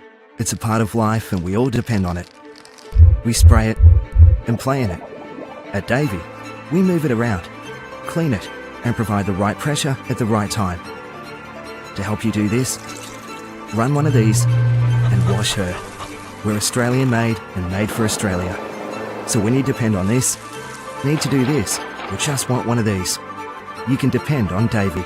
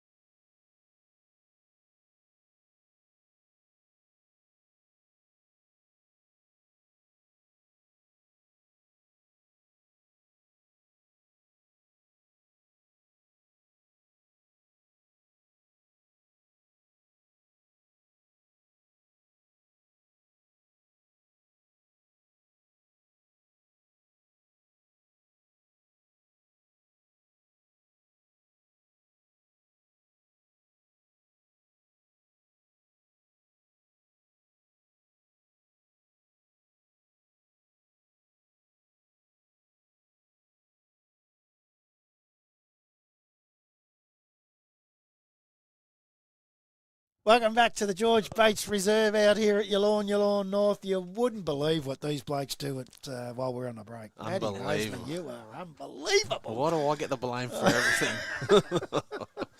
What a day it's been out here at the George Bates Reserve. And I can see Lee Brown making his way out the rooms. He's on his way over here. This guy is an absolute genuine superstar of a person. Here at 9 o'clock this morning, 5 to 9, watching the kids. And he has a win, and I sent him an email during the week. We're parked over the other side of the ground. It's freezing cold. It's going to be freezing cold at your lawn. Don't worry about coming over afterwards. And he sends back, no, I'll be there if we win. And It shows what type of person he is, isn't it? Yeah, he's an unbelievable human being, is Lee Brown. They ran out 11-point winners in an absolute thriller. And it looks like Kyan Jenkins is going to lose his headset when they walk over here because he's brought someone over with him. And I reckon that might be Jack Christian. Do we have another headset too, Brad? We're going to need another one. Another headset? We've got two. Oh, that might help. Just bear with me. Talk amongst yourselves. I'll get you back online. Here you go, young fella. Don't go away too far. Take that out with you. Stand out in the cold. Keep your jacket on. And I'll turn this one back on for him.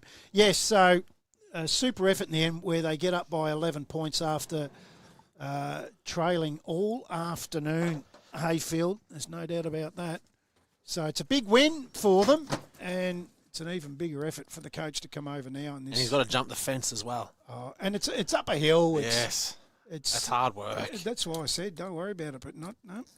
He's done really well. What a super person. Yeah, and Rosedale with a big win, he probably doesn't even know that yet. Or having said that, He'll know about it in a I minute. reckon a lot of people might have been talking about it over there because it's a pretty big thing. So that is a massive win as well. So they might have just about ended the season here of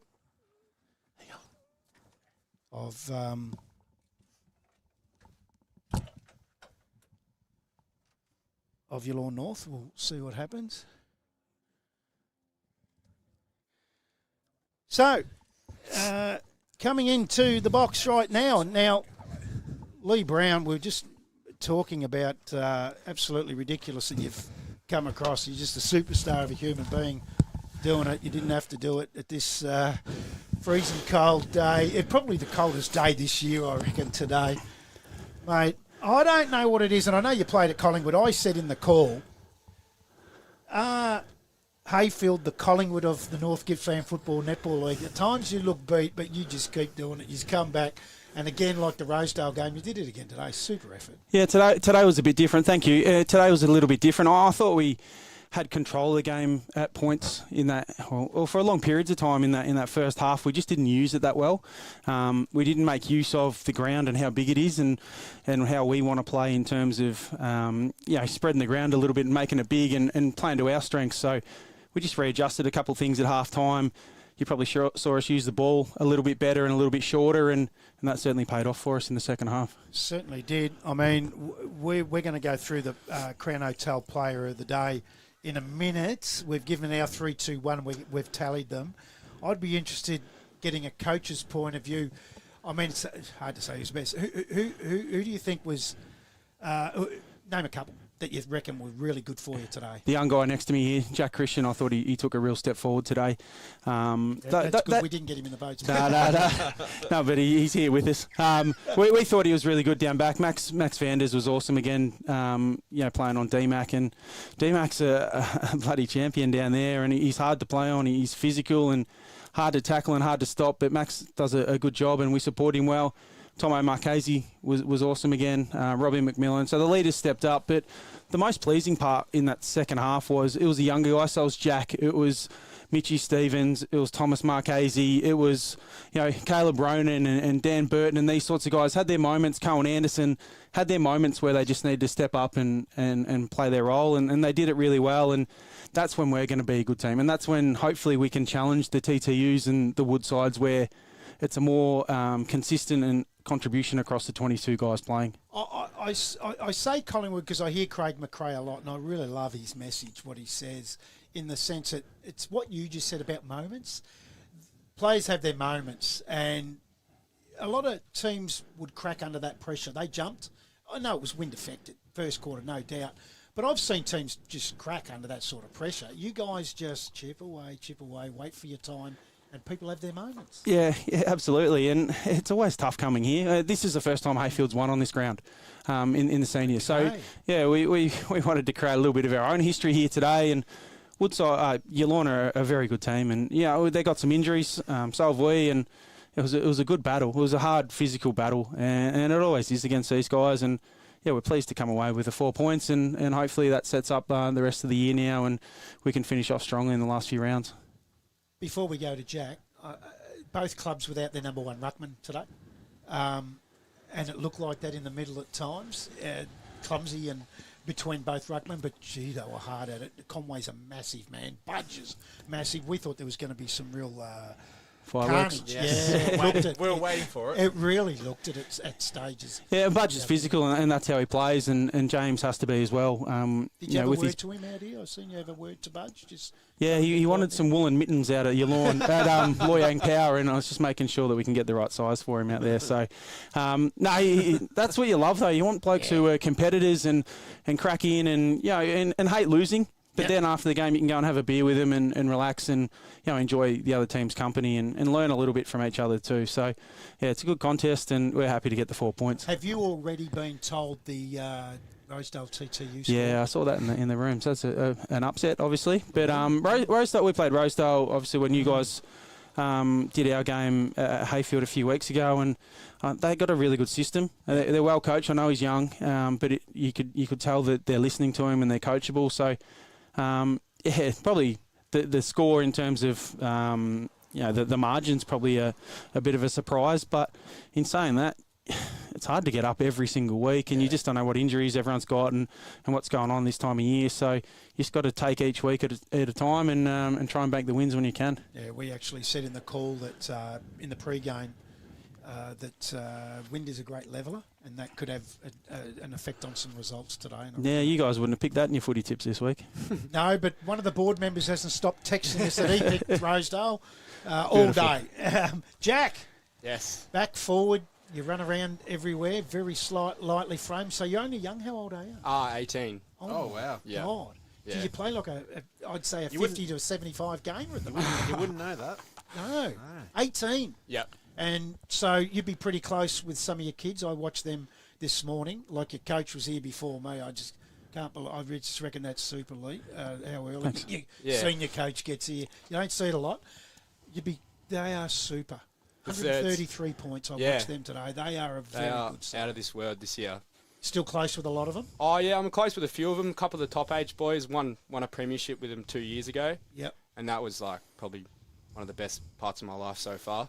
You'll be Playing footy with those young blokes. It's been good. You'll be playing with a few of them again very shortly. Yeah, hopefully. There's a lot of talented ones in there who just need to, just take the next step like most of us young blokes in the senior team. Yeah. They'll get a crack, I guess. Have you got the following that Isaac Wheeler's got down the club? Because he's got a pretty good following. Nah, not. I don't have the big, long orange mullet, but hopefully I can get a bigger following as him one day. Matty Mosley picked up early. Sorry, Lee. So the best thing about Jack, so first year out of the thirds, played some senior footy over the last couple of years, more as a forward. With Liam Heasley leaving the footy club last year and moving down to Melbourne and playing his footy down there, there was a role that opened up at centre half back, and we just really like Jack in the air, and you would have seen that today. Yeah. The way he extends through the footy, he uses the ball well. He's got good pedigree, part of the Stevens family, and so he's got good pedigree, and he's really matured and grown into his body, and that's only going to develop as he goes. But we can see him and Maxi Vanders having a really long relationship down there as a duo, full back, centre half back, and can be really good for this footy club for a long time. One of the things that stood out for me with Jack today, and it did the last time that we seen him, and to find out now that you're 18 shocks me with what I'm about to say, is the courage. Yeah, he's got plenty of that. Go in spots where I would go, very Jonathan Brown-like at times. Where you don't care. You just put the body on the line. Yeah, sometimes, I don't know if it's courage, maybe just like stupidity and not really thinking sometimes. But yeah, hopefully it pays off when I do it. And as Lee says, you use it very well. It's a big bonus. I can use it pretty well sometimes, but sometimes it comes off terrible. Like that floater last week. Yeah, it does come off terrible sometimes. Yes. You got some rippers up in that back area, though, and your coach has already named, and Marchese and Stevens, to me, really stood out in that back half of users running off.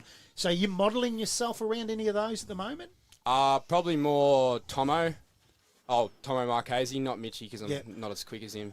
No one's as quick as Mitch. And he just likes to run. But yeah, Tomo, he just comes across packs, flies, takes like big marks. He's really composed in like tight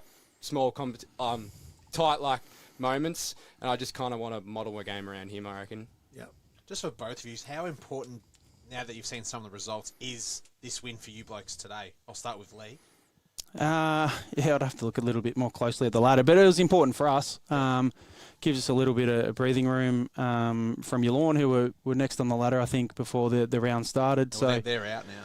Yeah, and that's how it sort of happened the other week. I think we played Sale City, and then we were fortunate enough to beat them, and they dropped out. So it's really close. Hopefully we've put a little gap there now, but it's really close between that 4th, 5th, 6th spot. Cowley have been playing some good footy too, and they're coming home really strongly. So, yeah, teams are improving, and like I said before, you just got to come out and play your best every week, no matter who you're confronting. And yeah, we didn't roll out too well today, and yeah, fortunately after half time we're pretty good. It's been a shocking year for a lot of clubs for injuries to their ruckman. Conway today, left knee by the looks of it. Yeah, I haven't chatted to him too much, but it looks like a knee. But looked bad in front of us, he's had a little bit of trouble with it before, so hopefully he's okay. But you know, James BR back in today makes a big difference. Yes. I was saying the name right then. Yeah, BR. I wasn't sure on that one. So a very strong name around our footy club. Yeah, he's a very good player. So hurt his ankle early in the year. Might have been against Sale City round 3, so it's been a bit slow getting back. But he can make a real difference. So he can help Shawnee out in the middle. Shawnee Humphreys in the middle, through the middle of the ground as the rucks, and hopefully get Sheeny back soon. And all of a sudden, we're starting to get a little bit towards full strength. Finn Stevenson missed today. Nick Dinsdale missed today. So there's still a few that need to come back in and hopefully make us a little bit stronger. We might take a look at the, first of all, we'll have a look at the Electel mark of the day. That was today. And the reason we look at this first is because it's you, Lee. Oh, thanks. Just strong. Look, they all jumped over you. They all fell. Look at them all fall. Just Stephen Bradbury. Just about. Bang. Yeah, no, I missed a few today. I missed a few today, which is disappointing. So I had a couple more opportunities, but that one did stick. So once I got a bit more grippo on the hands, maybe I've been doing the dishes too much with soft hands. But it was nice to stick that one, and hopefully we can just keep improving there. Oh, gee, I wouldn't mind being. I reckon you got the best hands. I said that in the call today. There was one out here too. You just come out of it. I'd hate to be a footy, I'll tell you. The Finch Cafe goal of the day went to the other coach up the top end on a left foot snap that we thought, geez, he had a lot around him here. And he's a smart player, isn't he? He's a very good player. Yeah. He's hard to defend, and we're fortunate to have Max, who's I've spoken to you guys before about how I rate Max, and Max is a super defender and does a really good job. But if you can keep D-Mac to 3 or 4 goals, you've had a bloody good day, and he's a very, very good forward. Matty Mosley, we're going to do the Crown Hotel Player of the Day, and we'll go with your 3, 2, 1 first. I went to Stevens, got 3. It was Kyle Graham, got 2. Who was the other one? I'm over here. Tom Marchese, I think. Yes, Marchese got 1. I went Mitch Stevens 3, Marchese 2, and Graham 1. Now we don't look at each other's. We don't look at each other's because we like it that way. Yeah. Today we're going the same 3, but you could have fitted another 6 in there. Yeah, absolutely, and particularly after half time, where the boys it was a bit more of a team effort, and and the most pleasing part from a coach's point of view is the older guys were good. I thought Cody Woodland, Sean Humphreys, and James BR, Mitch Bennett, these sorts of guys were good with their leadership and directional stuff, but it was the level that the young guys came up in that second half. That's the most pleasing part. I'd be shocked if Mitch Stevens didn't have 35 to 40 off half-back today. We had 47 last time we played him, so he's put his clubhouse leaders out there. He's got to try and catch that. So Mitch Stevens is the Crown Hotel Player of the Day. Now I know I've got the young fella down on the boundary, and he's. Tell us what you said about Collingwood earlier. I don't really like talking about it, to be very honest. They've gave me not many very good memories. I'll say that, He's being a St St Kilda Kilda fan. supporter. you remember who played in that one in 2010? Yeah. It's been you can only watch it so many times before you can't be asked watching it anymore. But So Kyan, he done a magnificent job again today down on the boundary. 17 at Traff High, taught by Jack Brown, the TTU coach. Oh, yeah. Is his teacher out there at Traff High, doing a mighty job down on the boundary. He gets in amongst. So Absolutely thanks loves it. for your help in there today. You let him in around there, and he really enjoyed that. He thought it was fantastic. Hope the language was okay in there. Yeah. I didn't get in for your speech. I was in the boardroom. Probably just as well. Last week I got locked out of Rosedale at half time, and I thought when I saw your door shut, we're going to have another one here. But I got your trainer let me in, so I was very thankful for that. Beautiful. I'm tipping you would have gotten Rosedale's rooms tonight. There's no doubt about that. You wouldn't have had a problem. Now, Jack, what's your favourite position? I used to love the forward, but now I reckon this year it's just the back line. I love it. It's just good. You don't have like the pressure of having to mark every ball. You can punch it or just get it over the line. Do you find there's more freedom than what people really believe or understand off that back half now? Yeah, 100%. Like, we're taught by Brownie, like, to spread.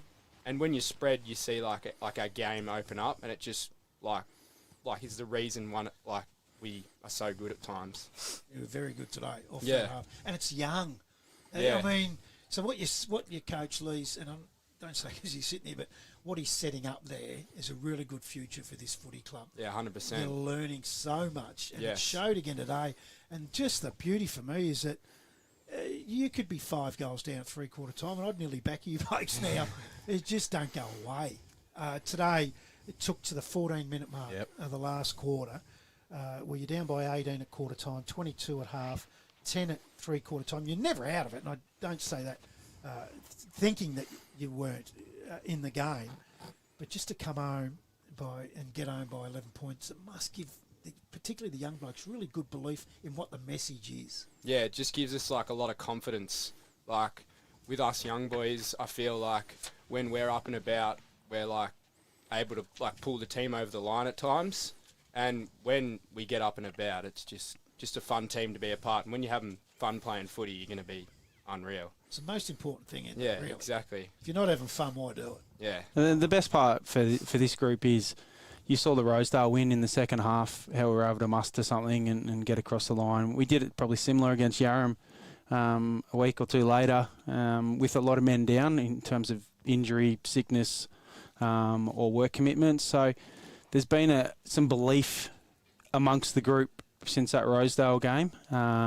We did it against Sale City at times where they got on top. And once you start to grow belief in these young guys, they can take it anywhere. And we saw that with Jack today. He launched himself with the footy, and once you clunk one or two, then your game really builds. And when Jack and Maxi Vanders can play their role down there and defend really well, it allows guys like Thomas Marchese to roll off and play that role where he can give us that bounce off half back. So they're gelling really well because they've played a lot of footy together. They're young. Most of them are under 23 and makes all the rest of us feel pretty old. But they're going bloody well, these boys.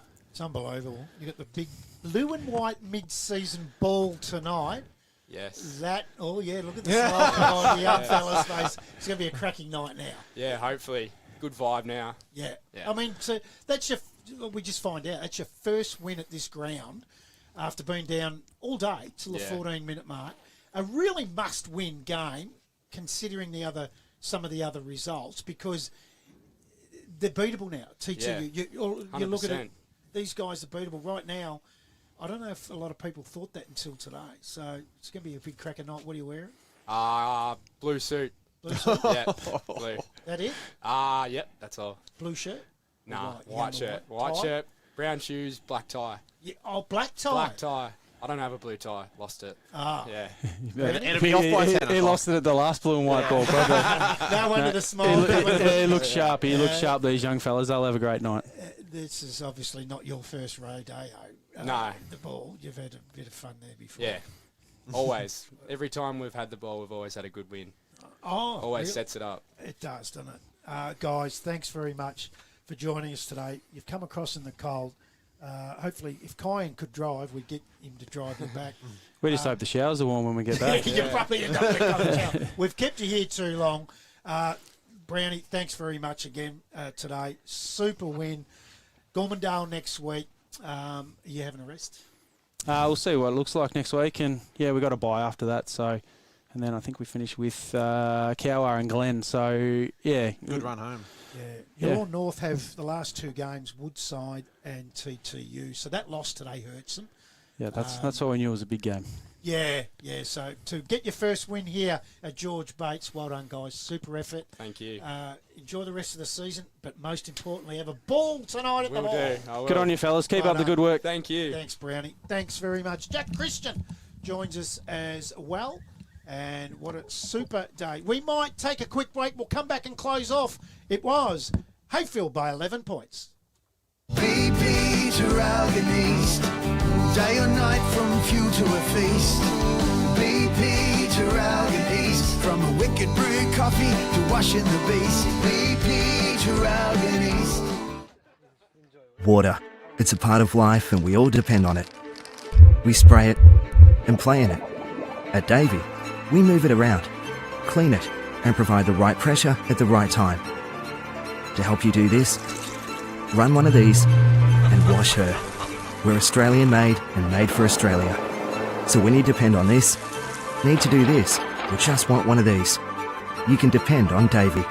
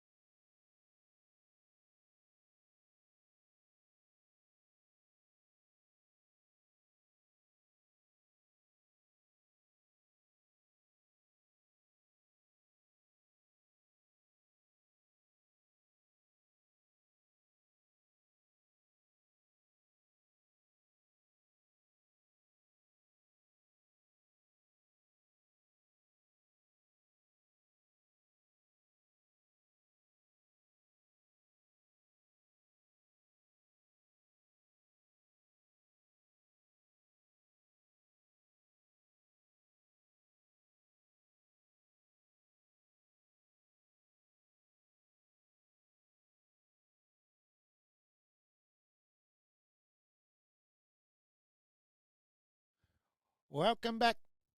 I don't know why I'm getting a feedback, but welcome back to the George Bates Reserve at Yallourn North. Now, that might look light, but that's because we got the best people in the business on the camera, on the buttons. It's as dark as a dog's guts, I can tell you, out here at Yallourn North.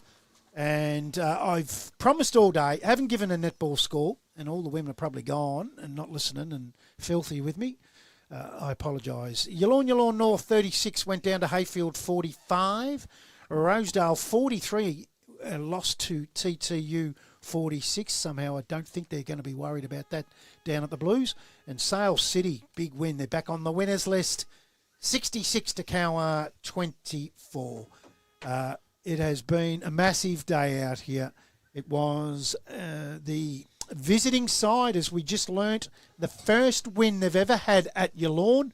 So it's a bigger win than what I give it credit for, by 11 points in the end, 9-8, 62 to 7-9, 51. Maddie Mosley, great job today. Thank you. How are you going? You've been in shorts all day, and it's My feet are freezing. your feet Yeah, popped at the most. Yeah, they're just cold. Maybe that's why I keep snapping Achilles. I don't know. It could be that too. Yes. Kyan Jenkins now. Don't worry about your blood flow, but you were gushing at Lee Brown. You were gushing. I thought you hated Collingwood. He did. He went red, didn't he? Yes, gushing. Was Lee Brown there? He's not someone. He's not someone you take quite lightly. He's quite an impersonating figure, to say the least. I'd be scared of playing against him, let alone being on the same field as him. So when you did ask the question, I still don't like Collingwood. I was going to say that anyway, but It's years and years of hate, Brad. Something you understand as well. Yes, I still get the hate. Don't worry about that. Hey, you were sensational today again, Kai and Jenkins. We had some technical difficulties we're stressing. at the start of the day, but Stephen Gregory and Mickey Robinson were able to just nut that out before we went in. People watching the broadcast wouldn't have known what was going on in the background, but we looked like at one stage not getting to air. Not only did we get to air, we got it all done now. Stephen Gregory has to go off because he's a DJ and he's got a big function on tonight. So if you want a DJ, just get in touch with Brett at sportstreamlive.com.au and I'll put you in touch with Stephen Gregory because we might just hear a bit of this tonight. And then, I reckon by about midnight. I reckon Jack Christian tonight will be into this. Yes, by midnight, Stephen Gregory DJ. Let it go. Telling everyone to go home. Can't hold it back. It's been a magnificent day out here. It was Heyfield by 11 points. They've all gone back to the Heyfield Footy Club for their ball. Going to be a great night. We'll catch you next Saturday. Going to be a massive day out of Glengarry. Looking forward to that one. Enjoy the rest of your weekend.